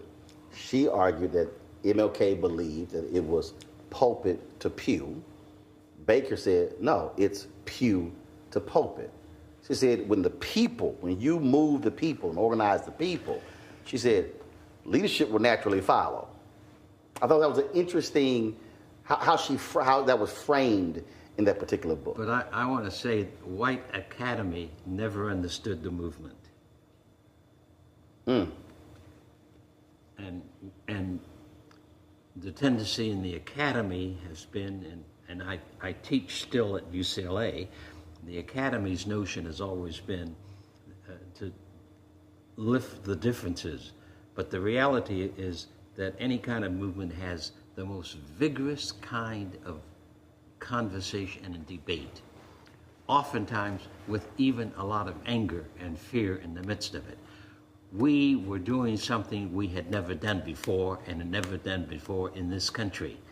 We were publicly, through direct action, challenging the hostility and the segregation signs, laws, and customs and attitudes. That had never been done before. So we were doing work that we did not know how to do, except we had a passion for the sense that this was cruelty and crude. And as Martin King, of course, also reminded us, it was contrary to the Declaration of Independence. It was contrary to the Constitution of the United States. So it had to be resisted. So some of the differences between maybe younger and older, irrelevant. Martin King was only 10 years older than Diane Nash, only 11 years older than John Lewis. Martin King and I was the same age, 5 years apart. So we were all young people in that movement, in my judgment. So SNCC and SCLC did not have that much difference. I was a founder of SNCC and a participant in the organization of SCLC and the development of SCLC. So those differences are how you hammer out a consensus so that when the call is out that we strike, we strike. When the call is out that we have a mass meeting, we have a mass meeting. A movement takes a great deal of consensus, and you cannot reach consensus without oftentimes a long, hard process of conversation, debate, argument, bouncing human experience against human experience until we come out at the right place. I was at Mason Temple on April 3rd, where they had April 3rd, 2018. Yeah, I was at 2018. Yeah, that's right. You were there April 3rd, 1968. That's right. I was there, yeah. And for the folks who just don't know, I mean, I'm doing this purposely because and the reason I'm doing this is because you were there. I need people to understand that how they heard these things and what's been framed, it has been retold by people who weren't there. That night, I think when we last talked, you said that either did you drive Dr. King to the church or made the call to say, Doc, you need to get over here because they're not trying to hear Ralph Abernathy. Well, they want to hear you. We had been visiting in the motel room from around 5 o'clock on. I had agreed that I would take Martin King and Ralph Abernathy to the mass meeting at 7 o'clock. So I got there early enough so we could visit about everything that needed to be talked about. April the 3rd, by that time, it was a very stormy night. And my colleague, Martin King, was of the mind that no one would show up. And he's always fairly tired. His energy and passion for the work is what very often gave him the drive that he had. So he begged off going, and the three of us finally agreed that Ralph Abernathy and I would drive on to the Mason Temple. That if we felt that King needed to come, we would call back, which is what happened. There were several thousand people there. Well, one of the interesting things about Memphis is that it was the first major campaign we had anywhere in the South where we had an auditorium that we could use that could seat 8,000 people. Sometimes, as in Birmingham and Nashville, we would have 4 or 5 meetings in 4 or 5 different churches, and some of us would make each church and maybe finish up at 1 o'clock in the morning. King did this all the time in our meetings. So here, the Church of God in Christ had this sizable temple that seated 8,000 people, and people standing would fill it to somewhere between 10,000, 12,000 people. So he expected it to be empty with all that rain, whereas we were in the midst of really a very remarkable struggle that had massive support from black people and a few people, white people of goodwill. And so we were there in large numbers. When Ralph and I got there, the church was already filling up, the temple was already filling up. And so as soon as we called King, he came on over there, because he was one of the reasons people were there, to hear him and to be with him. It drives me crazy when I only hear people play the last 2.5 minutes of that sermon. Of that speech, yeah. And I tell people, I say, yo, that's a 43-minute and 16-second amazing sermon, speech, lesson, lecture. Yeah, absolutely, sure. When you were sitting there, did you understand how major this was, just listening to it? Because obviously, we've gone our own history, but sitting there, were you going, this is an amazing speech, sermon? Yeah. Yes, it was one of his best, and I heard that, but I was also chair of the strategy and of the work. You were working? Yes, and so I kept getting phone calls and people coming up to the dais and saying, somebody insists that you have to come back here and talk. And so I finally left the dais and sat down at the bottom of the aisle of where the public phone was, so that I wouldn't have to keep running back and forth. The other thing that was operative was a storm, and this building had a tin roof, and so the rain was battering that roof, and the wind was blowing, and the rafters were bouncing against the tin. So you hear all of this, but in the midst of that, this sizable crowd of people are in harmony with one another. We know that we have a task to do and that we're in the middle of it. And in the midst of that, King is speaking. So it's an astonishing evening. I've never forgotten it. I sat on those steps in some degree of awe and amazement as I saw this space and this crowd of people. So the setting itself was rather extraordinary. April 4th. April 3rd. No, I got April 3rd. April 3rd, yeah. But April 4th. Yeah. None of us, of course, knew that the next day would be the assassination. Martin King always talked about the fact that he would be shot down in the streets of the nation in the midst of this campaign. He started talking to us about that actually with the assassination of John F. Kennedy in November of '63. Were it not for a promise you made to your wife, you probably would have been on that balcony. Well, who knows? Yeah. But y'all were meeting, y'all. I mean, all those different. Well, as a family, we try to eat dinner together each night. So. And you told me, you said, yeah, I'll be home by 6. That's right.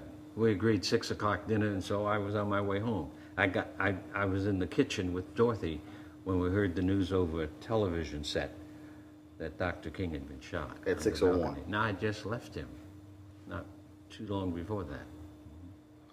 I was stunned when you said,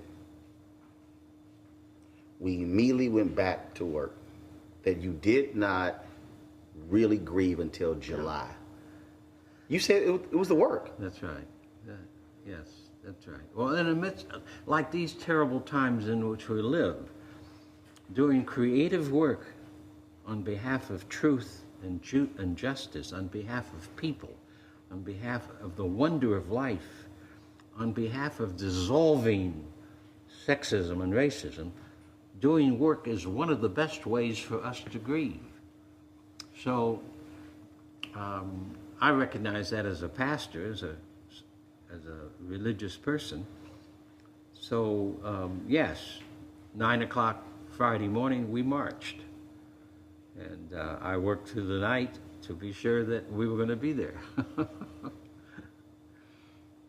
We're trying to get folks, not just to vote. Right, that's right. But to get them to understand that voting is a process. But what you must do after the election is over is this. So voting is the end of one process, then after the election is the beginning of another process. Voting is but one tactic that comes ever so often. In between, we have to be people deeply engaged in being informed about what our situation is, what the situation of our neighbors is, be concerned for racism, for economic injustice, for working families. So if we stay informed in a daily way, in our own neighborhood, in our own family, and around the community, then the voting becomes a major step that we're more than eager to go ahead and do it well. Get informed, as we in California have to be this year, because we have so many measures on the ballot, as well as Congress, and many of those measures are deceptive, some of the measures are not. So to be engaged, to be an engaged human being, not a distracted human being, but a human being who is what the Buddhists called mindful, to have mindfulness of where you are and what's going on around you. This is one of our major problems. We have a Congress that almost is unaware of the plight of 325 million people in this country. They do not know us. When the Me Too movement explodes, those 11 senators in the Judiciary Committee in the Senate and Congress, they hadn't the slightest idea what this was about. If they knew their country, they would know that second-class citizenship for women and using women as objects for sex has been a long time form of oppression in this country and elsewhere. They would have known of the rape of Indian women, of the rape of slave women. They would know that this was a part of the instrumentality of cruelty that our own country practiced in various ways. So they would know that they would have known behind the scenes, the Dr. Ford's story is but one story of millions and millions of people all across our country. When you saw the folks, the women who were on Capitol Hill, and when you saw the folks who were banging on the door of the Supreme Court, and then Mitch McConnell says, "Oh, these angry mobs and these paid protesters, and they wanted to harm us, and this is uncivil." How would you respond to Mitch McConnell? Well, Mitch McConnell is one of the most crude, cruel men we have ever had a political figure in this nation, and as a majority leader. That's number one. Number two is that what the media calls the protests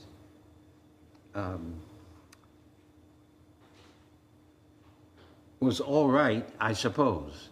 But from my perspective, as a strategist of direct action, it was a mistake. How? Number one, Judge Kavanaugh, anyone who knows anything about the last 50 years in the United States knows what Judge Kavanaugh represents. Mm-hmm. He represents sexism. He does. He represents racism. The Federalist Society is a society that grew up out of the desegregation movement of the 60s and 70s, and out of the Supreme Court saying that the Constitution includes everybody. The first time that ever happened from the Supreme Court was in 1954. Mm-hmm. So Kavanaugh represents that element of white lawyers, some of them evangelical, but much more than people of power who want to wield domination and control. He represents that whole strain of people who decided that the Supreme Court is too activist. It has to go back and interpret the Constitution as in 1896 or as in 1849. It has to continue to be a Supreme Court that sees the Constitution but doesn't see all the people in the country. That's what he represents, and that's what other people on that Supreme Court today represent. That's a part of the movement of the so-called conservatism, which is not conservatism in the classical sense at all, but is a group that wants to preserve American society as a male-dominated, largely white male chauvinistic society with economic injustice extending to millions and millions of people. When you said as a strategist, you thought they made a mistake. Yes, because number one, it should have been an inclusive movement. The picture should not have been primarily of women. Black people should have been mobilized in that effort. They should not have worked by themselves. They should have worked with black community groups. They should have worked with Hispanic community groups. They should have worked with male groups. They should have worked with GLBT groups. So there was a diverse, multi-ethnic, heavily mixed gender protest campaign. And because that is the way that campaigns in the 21st century must be. They must represent all the voices in this country who are seeking equality and liberty for all. You are not afraid to challenge folks who lead organizations or movements or whatever. When I asked you about Black Lives Matter, you said, again, as a strategist, you have some serious concerns. Yes, because all through the 20th century, all kinds of people around the world took on major tasks of doing justice in which they used the philosophy and theory and the tactics of nonviolence.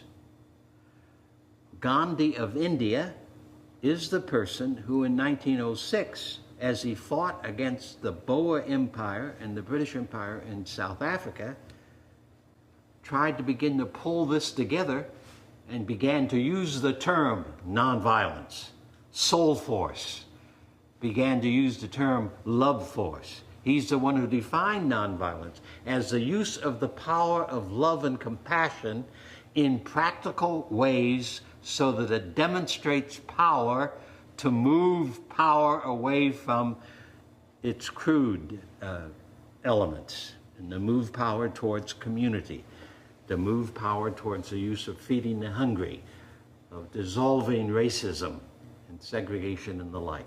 So Gandhi can be called the father of nonviolence. He in his autobiography, Gandhi insists that he's worked on this for some 50 years.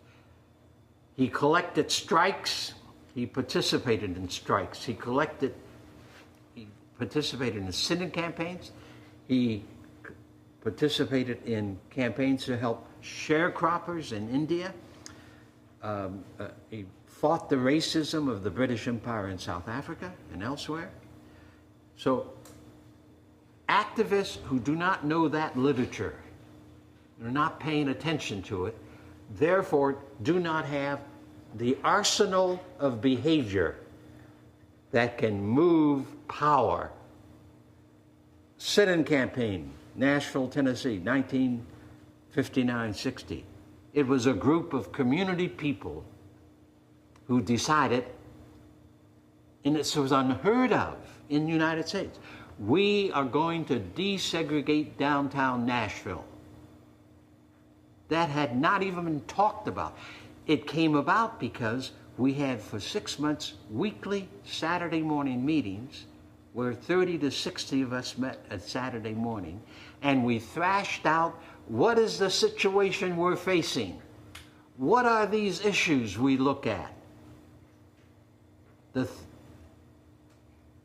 first 3 months, we did nothing but a laundry list of the plight of the Negro in Nashville, Tennessee. So you didn't plan a march? You didn't plan a rally? We didn't plan anything. Then the next 3 months, April, May, June, we thrashed out the laundry list and said, where do we begin to demonstrate that Montgomery bus boycott was not an accident, it's an agency of history, and it can be repeated. And the unanimous decision out of those meetings was, we will desegregate downtown Nashville. You can search the periodicals and the publications and the congressional reports, NAACP studies. You will not find that any group of people anywhere in the country at that moment had said, we're going to pull those white colored signs down. There will be no more signs. No dirty Jew. No dirty wop. No wetback. No chink. No Jap. No colored. No Negro. White only. Those signs are going to come down. That was a part of the task. This is a period of history that did not begin to end until 1960s. Understand that. That group in Nashville, I'm astonished that we came to that consensus. I'm saying to myself, good heavens, how are we going to do this? I was supposed to be the strategist. I had never organized a campaign before like that. Though I had studied studied Gandhi and nonviolence around the world for some 10 years, lived in India for 3 years and followed Gandhi. Though he was dead, I followed his people in India.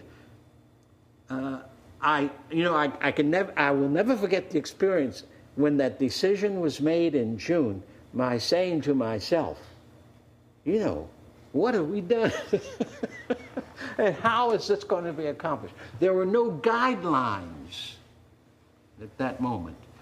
And I proceeded then, and C.T. Vivian was a pastor in the city at that time. I did not know John Lewis at that time. I did not know Diane Nash. I did not know Miriam Berry. These were all people we recruited to come to the first workshops in the fall of '59 as we began preparing ourselves to do this work. So that threw into the United States a local community that offered a methodology that had been well researched and that we knew could effectively mobilize the forces that would say those signs are immoral, they're bad, and then would have the power to force the political system, the newspaper system, the business system to say they must come down. The city has to begin desegregation. And so Nashville was the first city in the southeastern part of the country that began to pull those signs down, renovate restrooms and waiting rooms in public places, pull the public signs down, the private signs down. And of course then the 1964 Civil Rights Bill, which the Kennedy administration, the Johnson administration, with a lot of Republicans and Democrats supporting it, then outlawed a private or public institution having such signs anywhere around the premises, or being able to say certain people of the USA can't come in here to have a hot dog or a Coke. So now it became law in '64. But it is Nashville that moved the people in such a fashion that We represented a power that could not be smothered and a power that could not be denied its right to demand that a little bit of justice begin.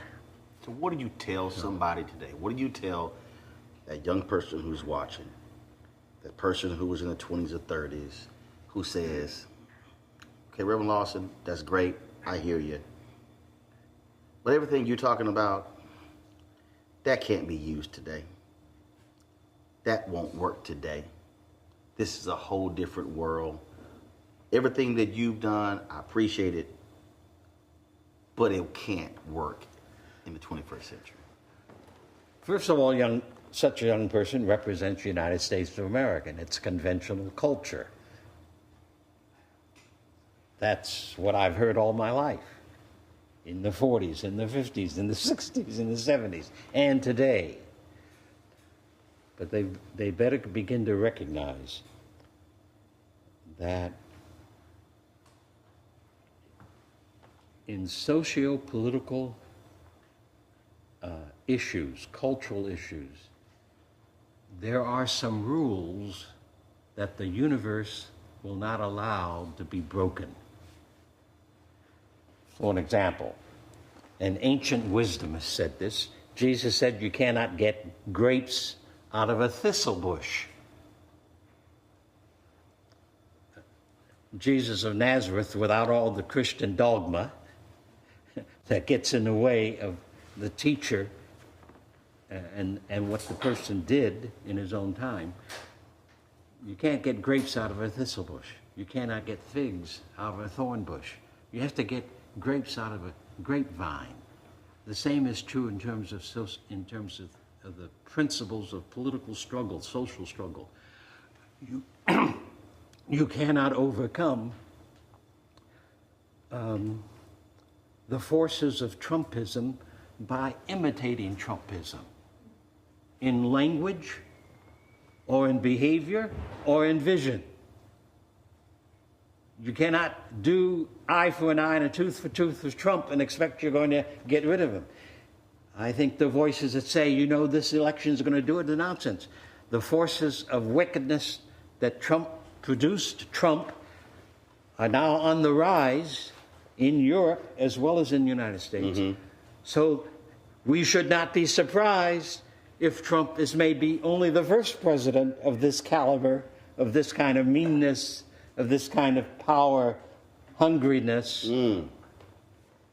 It could happen, and I do not see national political voices who recognize the simple fact. Trump can only be defeated by a vision and a movement that does not act like Trump, but acts like people who know that they are alive and that love and truth are the ways that we best exemplify our humanity and the gift of life. So there's no difference.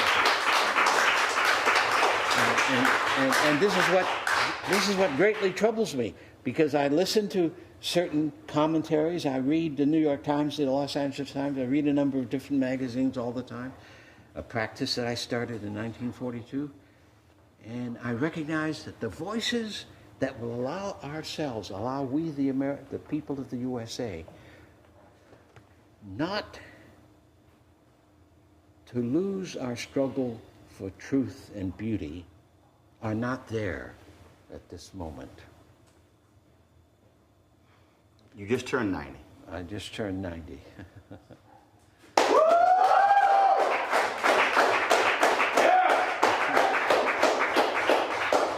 You spent nearly all your life in that pursuit of equality and freedom. Yes, that's yeah. Mm-hmm. Someone might say, if you couldn't achieve this thing in 90 years, I just don't see it happening. Yeah. Do you believe that it will happen for those who have been disenfranchised, who have been oppressed by white male supremacy in the United States? Can we actually achieve that? My great-great-grandparents, we have learned, were slaves. My great-grandfather, as a very young man, with a small young son,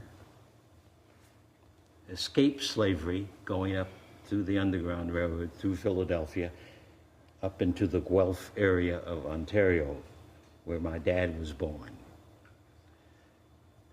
Now, all kinds of people then said that slavery is not supposed to be what's going on. We will have to destroy it. So my great-grandfather was one of the people, as a very young man, who then said, I'm not going to live here under slavery any longer. So we don't have slavery now.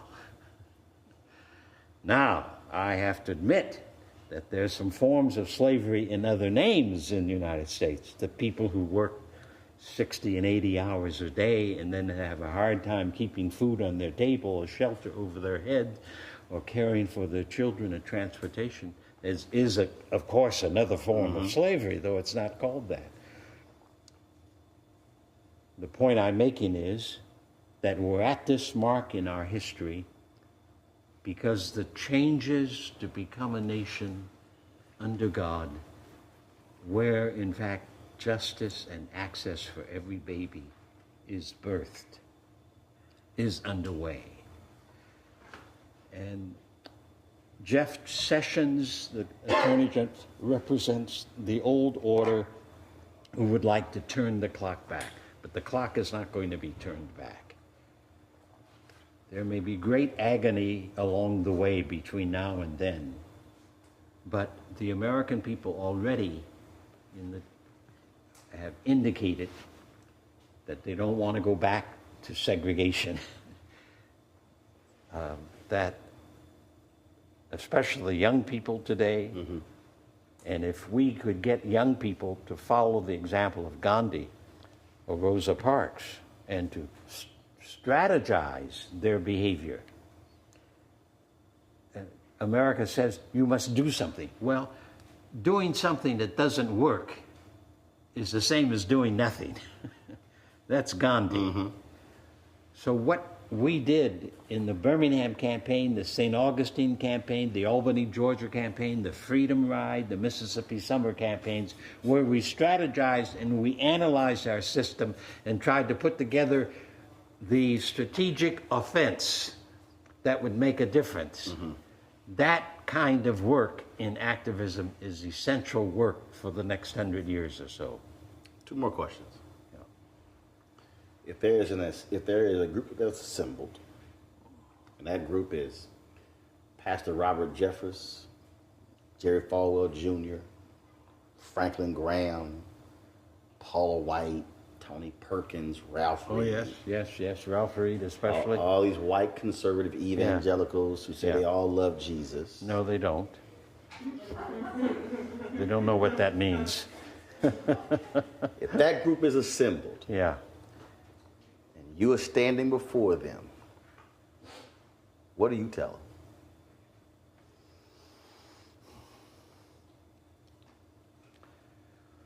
Well, my own idea is that it would be better for me to show them than to tell them. Show them what?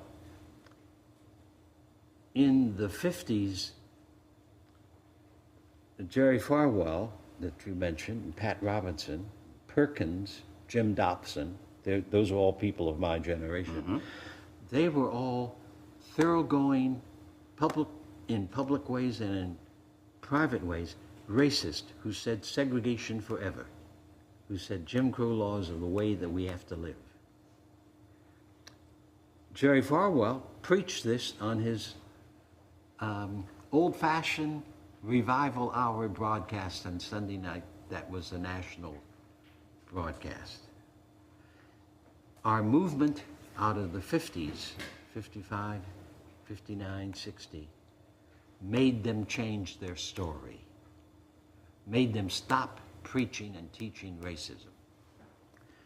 We did it not by talking to them, but through the sit-in campaign, the bus campaign. Bus campaigns around the Southeast, including Lynchburg, Virginia, in which the signs came down. So that stopped them. Now, one of my friends who was a gay man from way, way back, and the theologian and evangelical, Mel White, started in that same period to tell these people that they had to stop preaching racism. They started preaching then against gay and lesbian people. Now you can see that in their broadcasts, in their sermons, in their books. So they were people who did not have the self-esteem that came up out of their very souls, out of their beings, out of their bones. They had the self-esteem that said, I'm superior than you are. I'm a man, and therefore, woman, you're submissive. So they have to have a religious teaching that gave them superiority over some other people. Right. So that's where the whole push against gay people and lesbian people began to pick up on the radio and in television broadcast shows. That in itself reveals how weak their religion was. Their religion was not rooted in Jesus or Moses at all, but rooted in USA culture of male chauvinism and domination of some group of people over other people. So we showed them in the movement that they had to stop.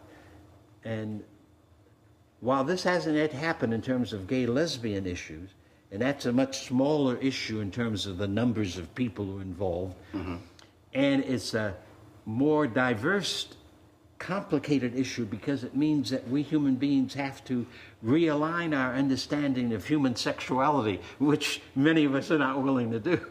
It means, in the Christian world, it means stop saying that sexuality represents how original sin is passed from parents to babies. That's stupidity that came out of the 4th century.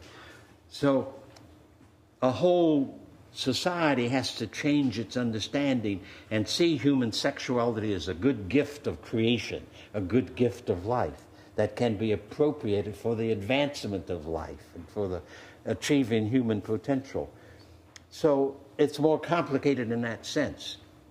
But the point I want to make is that two things. One, yes, every form of discrimination against people, whether it's for complexion or creed or politics or whatever, it doesn't matter. Every form of injustice that deprives people and babies of access must be abolished. That's the task. So it's much greater than even, our work in the United States. And the second thing then that I want to emphasize is that these enemies of human life, in many ways, they cannot be talked to very well. They have to be shown by a struggle that allows them to recognize that they're up against a soul force that they cannot smother, that they cannot stop, and that ultimately will demand that the systems of domination will change. And a part of that is what's going on today, to the great dismay of too many people. So the King movement of 1955 is the first time in a very violent civilization, Western civilization, any sizable group of people started to work to change by insisting we can use nonviolence power to create the change. Gandhi said that nonviolent power, the power of life, is the greatest and most creative power of the universe. And that if we human beings turn away from conventional wisdom towards using the gift of life, which is ours at birth, we would be surprised what the future of the human race will look like. Last task. You come upon a young person. You come upon somebody who's in their 30s or 40s or 50s or 60s or 70s. And they say, Reverend Lawson, I listened to all that stuff you laid out. And I appreciate all of that. I just do not believe that voting will make any difference whatsoever. They ignored that sign that's at the Civil Rights Museum, formerly the Lorraine Motel, where that black girl said, all I want for my 18th birthday is a voter registration card. They say that stuff doesn't matter. You've got 30 seconds. That's all you have. You might be getting on the plane, getting in the car.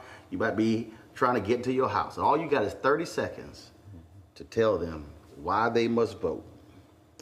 What do you say?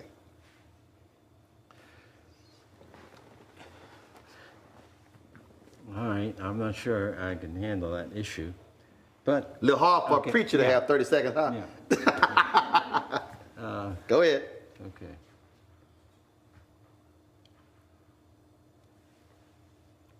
You cannot fulfill your life if you're not willing to engage in the tactics and strategies that makes your own life grow and helps you to build the community in which you want to live.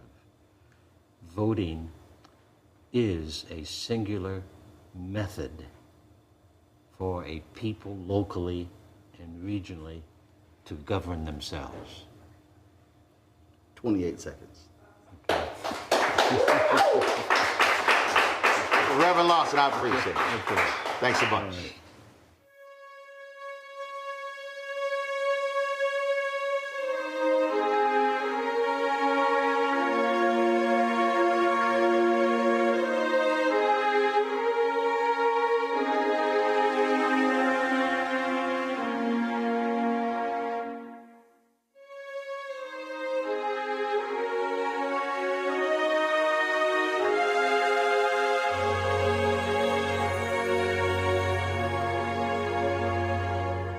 This evening? Are you taking life notes? This is Oprah calls it the master class. This is something past that. So now we move to the part of our program where we talk about how you make a plan. And when plan A doesn't work, what about plan B, C? And when you find yourself at plan Z, do you keep on going?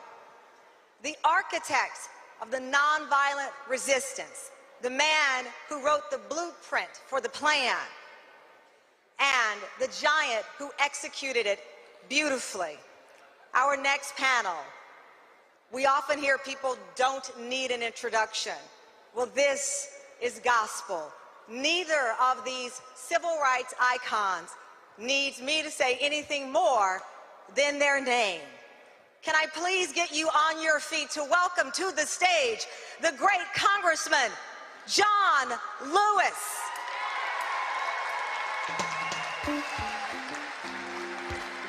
And remain on your feet, ladies and gentlemen, for the man who is the blueprint, the creator, the architect of it all, Reverend James Lawson.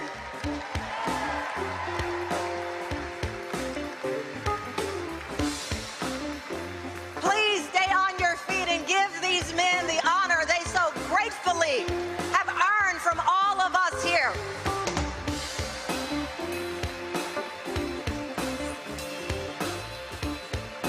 How are you?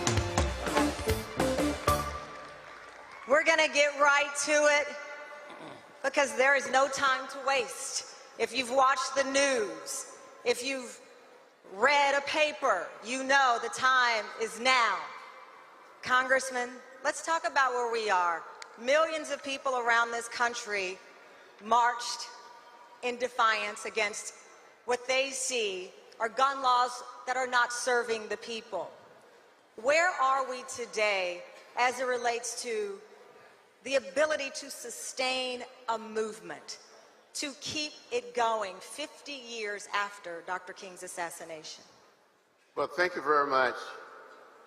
I'm honored to be here tonight, to be with you, to be with my teacher, my friend, my brother, Jim Lawson. My philosophy is very simple. When you see something that is not right, not fair, not just, you have a moral obligation to say something, to do something. You cannot afford to be quiet. I think we're going to continue to go forward. These children, these young people, the women of America, but especially the young people going to get us there. I am very hopeful and very optimistic that these young people will be the leaders of the 21st century. Reverend Lawson, seeing what we've witnessed, as Congressman Lewis said, these young people, the women, the young women on this stage today that are carrying the lessons that you taught Dr. King, that you taught Congressman Lewis, how does it make you feel to see those very tools that you came back with implemented? You want me to speak the truth, or you just want me to talk? The truth and nothing but the truth, so help us God. Well, number one, I'm going to say, my observation is that most activism in the United States today is the activism of the USA and is largely cultural activism. What do you mean by that? I mean by that the lessons from the Rosa Parks King movement, which is a separate entity from what's called the Civil Rights Movement, was a different kind of movement. It was a movement that recognized, in the first instance, that each one of us had power in the very gift of life, and that we had to use the gift of life, that's a precious gift from creation. We have to use that gift of life and exploit it on the noble sides of humanity, to learn to be as alive as we could become, to discover that with the gift of life is the gift of love, and that love is the energy of the universe and is the creative force of the universe, and that if we want to have a struggle, then movement must come out of that first. It cannot come out of a culture of violence. It cannot come out of a culture that has for too long pretended to be a land of the free and a home of the brave, while doing the most horrible kinds of things and developing a torturous history that has poisoned the airways in the United States in ways that we do not know. And then in addition to that, if we use a struggle that comes out of the gift of life, the gift of love, the gift of truth, that has to be essentially a nonviolent movement. And a nonviolent movement requires a sense of reason that says, if you want social change, you have to be and you have to do the things that produce social change. If you want justice, you must become just people. A struggle for justice must be itself a justice struggle. If you want freedom and access, then your movement must not reflect the enemies of human life, but must reflect equality and liberty and the dignity of all life. Yes. And So Congressman there's no alternative to that. You cannot overcome wrong with doing wrong. You cannot overcome evil with evil. As Gandhi said it very well in the words of Jesus, an eye for an eye, soon everyone is blind. A tooth for a tooth, soon everyone is blind. You can't get a new society by planting the seeds of the old society. If you want a new society, you have to plant the seeds that produces a new society. Jesus of Nazareth, and I say that name without all the dogma wrapped around him, insisted that you cannot get grapes from a briar bush. Yes. You have to get grapes from a grapevine. So how do we today get that love, the resistance, the humanity back into the movement? I think if you'd ask anyone here, are they a just person, they would say yes. One of the problems of our society is the fact that we are romantic of society. We think every generation is going to change us, but we mold every generation with straight up and down USA culture. So how do you get a new world from a new generation using the tactics of the society in which they live? What is the answer, Congressman? What is the answer, Reverend Lawson? The high school movement has a good beginning. That is, they know that enough is enough, and they want to see,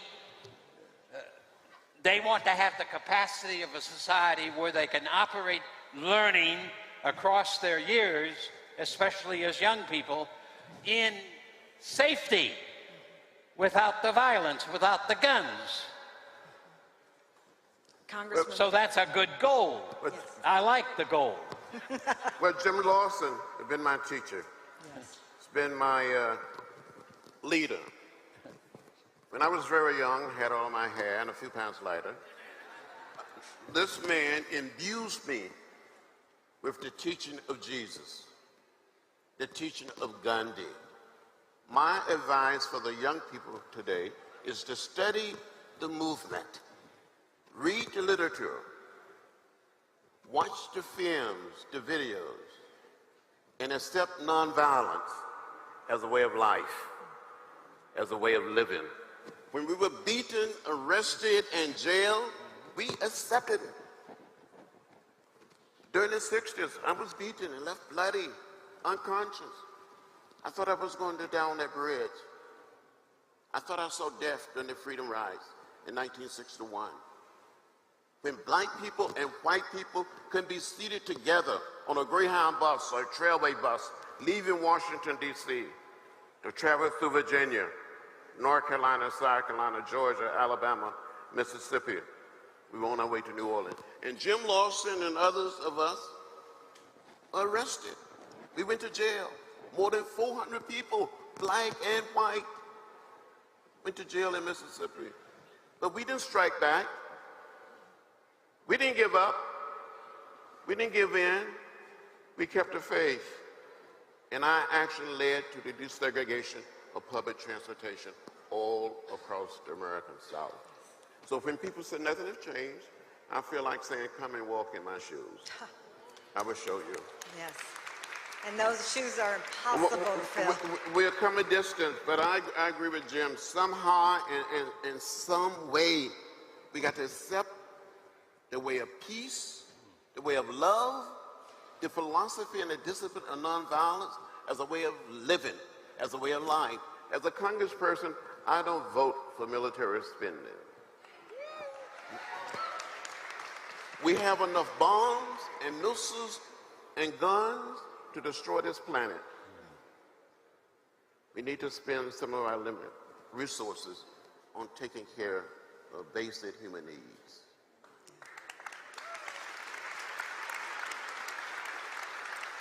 When you hear from the young people who are on this stage, when you hear them, and I watch them come up to both of you asking to sit down and just provide them some advice, the blueprint hasn't changed. What worked 50 years ago can work today, but they feel under siege. You heard them say, you go on social media, they're attacked with words, not with sticks as you were, but still with a hostility that's defeating. How do they keep going? And how do they keep from feeling ignored when the cameras show up for predominantly white protests and their voices are deemed riots when they protest? I've had an opportunity to meet with many of these young people, to march with them. When the student march took place in D.C. around our nation, in the city of Atlanta, they asked me to march with them. And the young man, a young student that introduced me, you said our next speaker was the youngest speaker on August 28, 1963. That's the March on Washington. And today, he's the oldest speaker. We have to identify with the hopes, the dreams, and aspiration of these young people. And let them lead. They will get us there. Reverend Lawson, when they say, yes, they will, pass the torch to the next generation, what does that mean to you? I didn't hear the first part of your... When you hear people say it's time to pass the torch to the next generation, what does that mean to you? How is that done? Is that spending more time? How is that done? Yes, sir.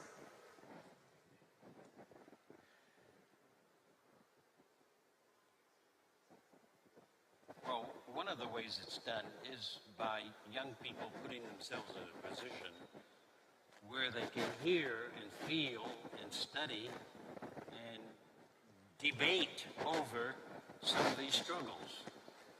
I have had the experience in the last 15 years of teaching undocumented students at University of California, Los Angeles, any number of whom, because of the sit-in campaigns of students, the Freedom Ride, and other such struggles, began to study and wrestle with them. And the DREAM Act people, 10, 12 years ago, began to organize, and they represent students, undocumented, who have taken hold of many of these ideas and disciplines and work, and created one of the important nonviolent struggles of the last 20 years. However, they've made a fatal mistake. That fatal mistake is that they listen to the pleas of their elders, not Kent Wong or Jim Lawson. They listened to the pleas of their elders who said the way to get recognition and the legislation for undocumented people is to go to Congress and do it through Congress. And of course, Congress moves today all the time because of the thousands of lobbyists from the war industries, from the commercial industries, from Wall Street, from the Pentagon, from the pharmaceutical agencies, so Congress can't hear the pleas of people because there are so many lobbyists who clutter up every congressional office. So, if young people are going to get their attention, or if movement is going to get their attention, then you have to, in fact, create a struggle where today you put 1,000 or 2,000 people into the streets of Memphis or Washington, D.C., and next year you put 1 million. You interrupt the agenda of the status quo in such a fashion that they have to listen to a new agenda that are willing. They are busy with their own agenda. And nonviolent struggle around the world over the last 110 years has constantly put on the table the agenda of a new people, whether in Poland or South Africa, over and over again. They haven't gone to the governments and the legislators to do it. They have rather created their own demands, and then with the movement create the power that becomes a new entity in the mix. And that forces then the old powers to move over and to make adjustments and to make some changes. That's how we got all of the legislation of the 60s. And here we are with a man who's been on both sides of that equation. All the bills that people brag about, the media never, in celebrating the 50th anniversary of the Voting Rights Bill of 1965, never says that that wasn't on the mind of the president or the Congress or the lobbyists. But because of the Selma Montgomery March, because of the Freedom Summer, because of the Birmingham campaign, because of the Albany, Georgia movement, because of the Senate Freedom Ride and the Senate campaign, there was an awakening so that that bill could be passed. Yes. And Congressman Lewis, you've been on both sides now. You've been the young person. That isn't rocket science, but it is social science that Gandhi said is the only way to bring about social change of any kind of power or effectiveness. That's what King represents. And Jim, some of the presidents that we had saw that. Lyndon Johnson said, absolutely. Lyndon Johnson said, if you want a voting rights act, make me do it. Yes. And we made him do it. John Kennedy was asked by various people and organizations, including the Civil Rights Movement and the Parks King Movement, for a civil rights bill that was inclusive. He said it couldn't be done. But because of the Birmingham campaign and the Washington March, he changed his mind in less than four weeks. He changed his mind in less than 6 weeks and said and introduced a civil rights bill that is called the Civil Rights Bill of 1964. He said he was going to do it after he was reelected. But because of the campaigns in Birmingham and elsewhere, and there were more than 1,700 city demonstrations of different kinds, in addition to the Birmingham campaign and the Washington March. The net result was John Kennedy was persuaded to introduce the bill in 1963. That's power.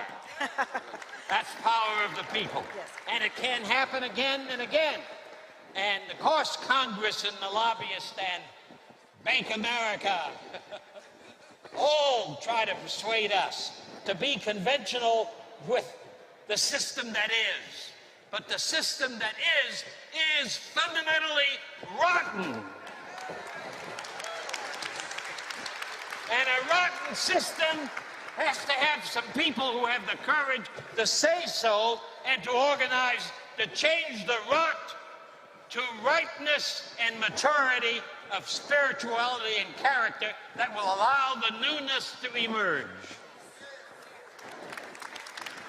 I mean, that's the reality. In addition, Cameron, we have to use the power of the vote. I've said on many occasions that the vote is the most powerful nonviolent instrument or tool we have in a democratic society, and we have to use it. And too many of us fail to use it. Now, you may recall, and Jim will recall, that the Democratic members of the House of Representatives wanted the Speaker of the House to bring forth a comprehensive bill to deal with gun violence, and he refused to do it. So we had a sit-in. My colleagues came to me and said, John, what should we do? We met in my office, and we planned and planned. We decided at a certain time, on a certain day, we would have a sit-in in the well of the House. The first time in the history of our country that members of Congress occupied the floor of the House for more than 26 hours. All Democratic members and almost every Democratic senator came over and joined us. And we may do it again. We may do it. Not just when it comes to gun violence, but we have more than 800,000 dreamers. These young people came here as little children, and we are not kind to them. We need to set them on a path to citizenship. And we may have to turn the Congress upside down and America upside down as Dr. King said, to set it right side up until we get action. You've been on both sides. Yeah. You've been the young person ready to turn Congress upside down, and now you're a member of Congress. Well, since I've been in Congress, I've been arrested 5 times. And I'm probably going to get arrested again for something. and it's okay. Yes. And you go and you try to do everything in an orderly, peaceful, nonviolent fashion, but you have an obligation to disturb the order of things. Do you see the frustration in the young people who are trying to figure it out, who know right from wrong, who know the injustices, whether it's the disproportionate number of black men who are incarcerated, the economic disparities, the game feeling like it is still heavily weighed against you, but not knowing, maybe it's through us not spreading the history in a way that connects, I don't know, that they can sustain the movement through the very plan that was put in place when you were a boy, getting advice from Reverend Lawson. Well, when I was much younger, Jim was working with an organization called the Fellowship of Reconciliation, and he had a little comic book. The what? You had a comic book. Yeah. That's Yes. Martin Luther King Montgomery bus boycott. and the Montgomery story. That's right. And we read that little book. That's right. We digested. That's right. It taught us everything. Diane Nash would tell you, it prepared us, and we were ready. We were ready. We had been imbued. We were ready to march into hell's fire. And that was one of the few pieces of material that we had relevant to the times in which we live, a comic book story of the Montgomery bus boycott. And I used it all over the South. I passed it out in my travels to my work in 58, 59, 60. And it told the story very effectively. And it told the story as an example of what nonviolent struggle can do. I want John and Tamarin to just inject something. That is to say that at this moment, we, the people of the United States, are headed towards re-electing Donald Trump because in 2020, the reason is that we are playing his game. And you know, that's where I think sports is such a great model for struggle, because no basketball team in the recent March Madness went onto the floor planning to play the opponent's game. The teams that came out on top and won the most victories during that whole month of March were the teams that went in on the floor geared to make the opponent play their game. You have to have respect for our opponents. And one of the ways you respect your opponent is that you know that the opponent plays his game better than you can play his game. And if you want to lose, you always play the opponent's game. If we, the people of USA, manage to elect a new president in 2020, it will be the accident of history and not the way in which we behaved in the last 4 years or today in 2018. We better find a different way of opposing all that Trumpism represents. What do you see as the way? What is the game we should be playing? Well, for an example, I don't watch a lot of TV news, but I do watch from time to time certain TV commentary shows. And for the last year and a half, or a year and 4 months, if you see a commentary film, commentators talking about any issue, over and over again, in the background is going to be a picture of President Trump. Almost all the time. The one I watch the most is MSNBC. I also watch occasionally CNN. Sometimes I switch back and forth when I'm going to do it. And all the time, they're reporting the news, and a picture of Trump is going to be in most of the TV pictures all the time. I know of no better way for him to be reelected than the news media to keep talking about any issue, and there's Trump in the picture. There he is. Every Twitter. Well, the media is going to re-elect President Trump for the U.S. people by the way in which they report this time, at this moment, what's going on in our society. You mark my word. Mark my word. Congressman Lewis, looking forward to the midterm elections, and no matter who ends up in control of Congress, the reality is the issues that face our communities, and what I mean by that, not just black people of color, people who live below the poverty line, people who are marginalized. How do they empower themselves no matter who is in control of Congress or who sits in the White House? We have power, and we need to use the power. We need to use it. So many of our people of color, African American, Latinos, Asian American, Native American, hundreds and thousands and millions of whites. We have power, but we don't use it.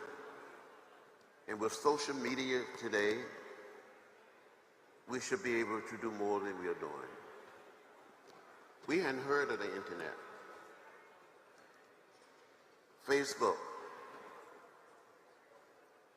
What is that? And we had more than probably 500,000 people, maybe at the March on Washington in 1963. I think it was an undercount. It said 250,000. We didn't have social media when we marched across the Edmund Pettus Bridge on Bloody Sunday. But we changed America. People couldn't stand to see people being beaten down. They couldn't stand to see people be trampled by horses, tear gas and bullwhips. So they changed. We have to create another powerful period of nonviolent direct action. And we can do it. I'm convinced we can do it. Put hundreds and thousands and millions of people in the streets. Why do we have all these members in Congress today deciding they're not going to run? The handwriting is on the wall. We're going to take the House of Representatives back, and if we work, we're going to take the Senate back. I'm going to work my butt off to see that it happens. And Reverend Lawson, I'll give you the last word on this, as we may see a change in the makeup of Congress. Ultimately, what you started out the beginning of your message was humanity, finding that voice within all of us that can reach in a nonviolent way to affect change. You said to me, do you want me to tell you the truth? So I'll ask you today, do you believe that we are on the verge with the young people, with where we are we on the verge of recreating what you created 50 years ago? No. Say it directly. We, the people of the USA, really do not have a political party.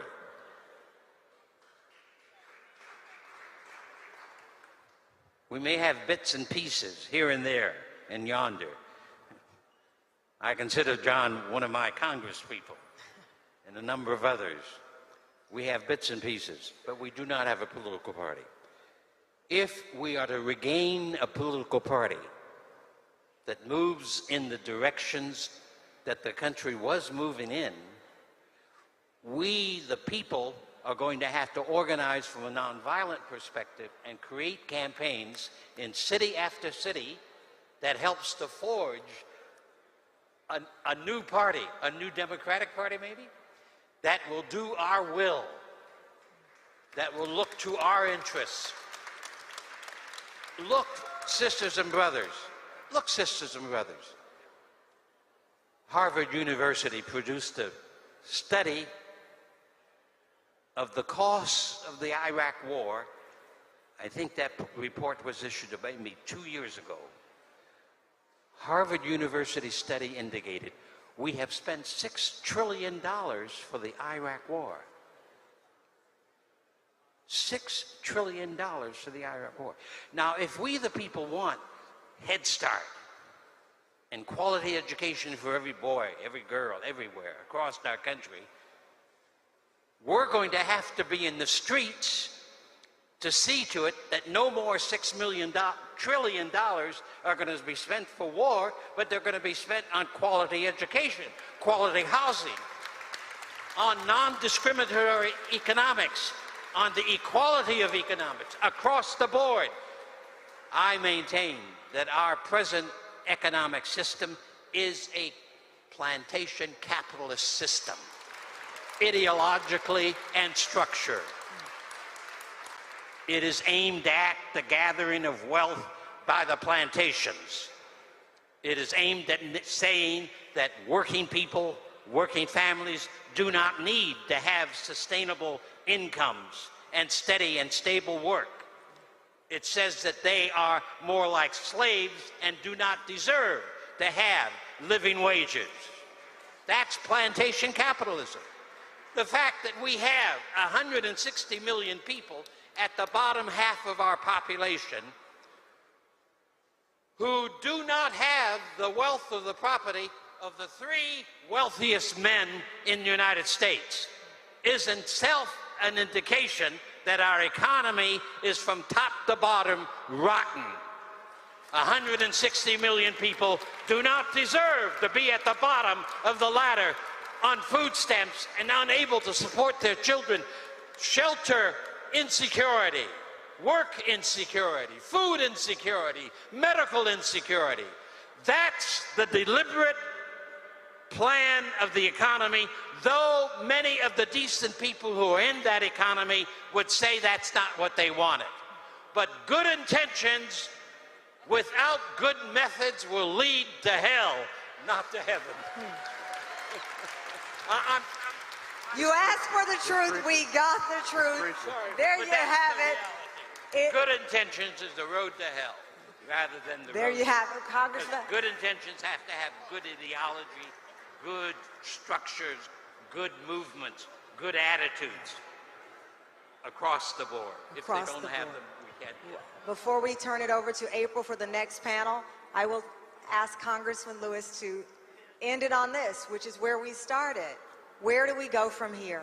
Well, I deeply believe and I feel that we can humanize America and create an America that is at peace with itself, where no one is left out or left behind because of their color. But what we need in America is what I called back in the 60s a nonviolent revolution. A revolution of values, a revolution of ideas. I've said to people all the time that you must never get lost in a sea of despair. You have to continue to believe that we can do it, we can overcome. It may take a few days, maybe a few years, but we will get there, and I believe that. I've seen people who lived in fear. They were afraid, just living afraid. But I also have seen people grow up while they are sitting on lunch kind of stools, or while they are marching from Selma to Montgomery. And these same people or their children will lead us. They will help create the beloved community. But we must create a society that respects the dignity and the worth of every human being. And we don't do it with missiles and guns. We do it with teaching people to be human. Can we be a little more human? Can we just love everybody and not hate anybody? As Dr. King said, hate is too heavy a burden to bear. The way of love is much better for all of us. Thank you. Let's again thank these great men for their wisdom then, their wisdom now, and their words that will live forever.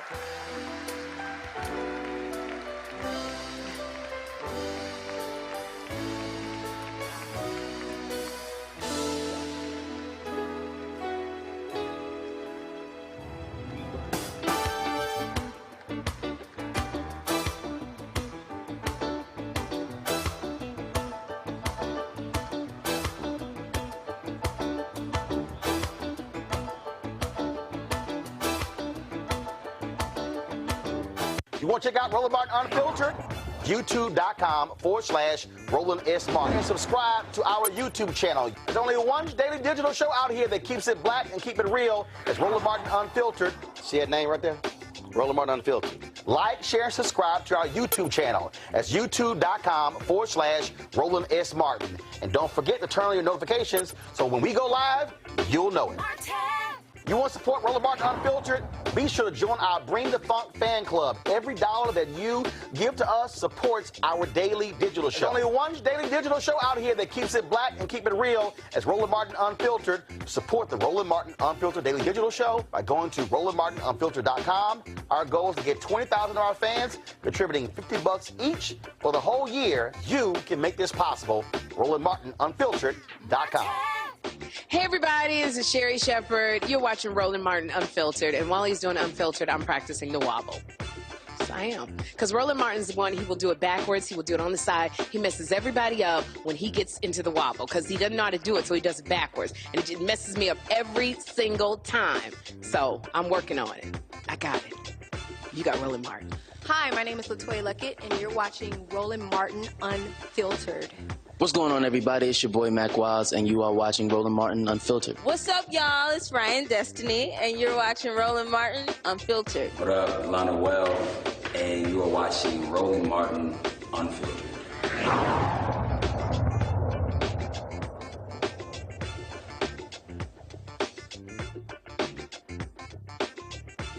Hey fam, want to check out Roland Martin Unfiltered? The blackest show on all of digital, cable, and broadcast. Check out our audio podcast.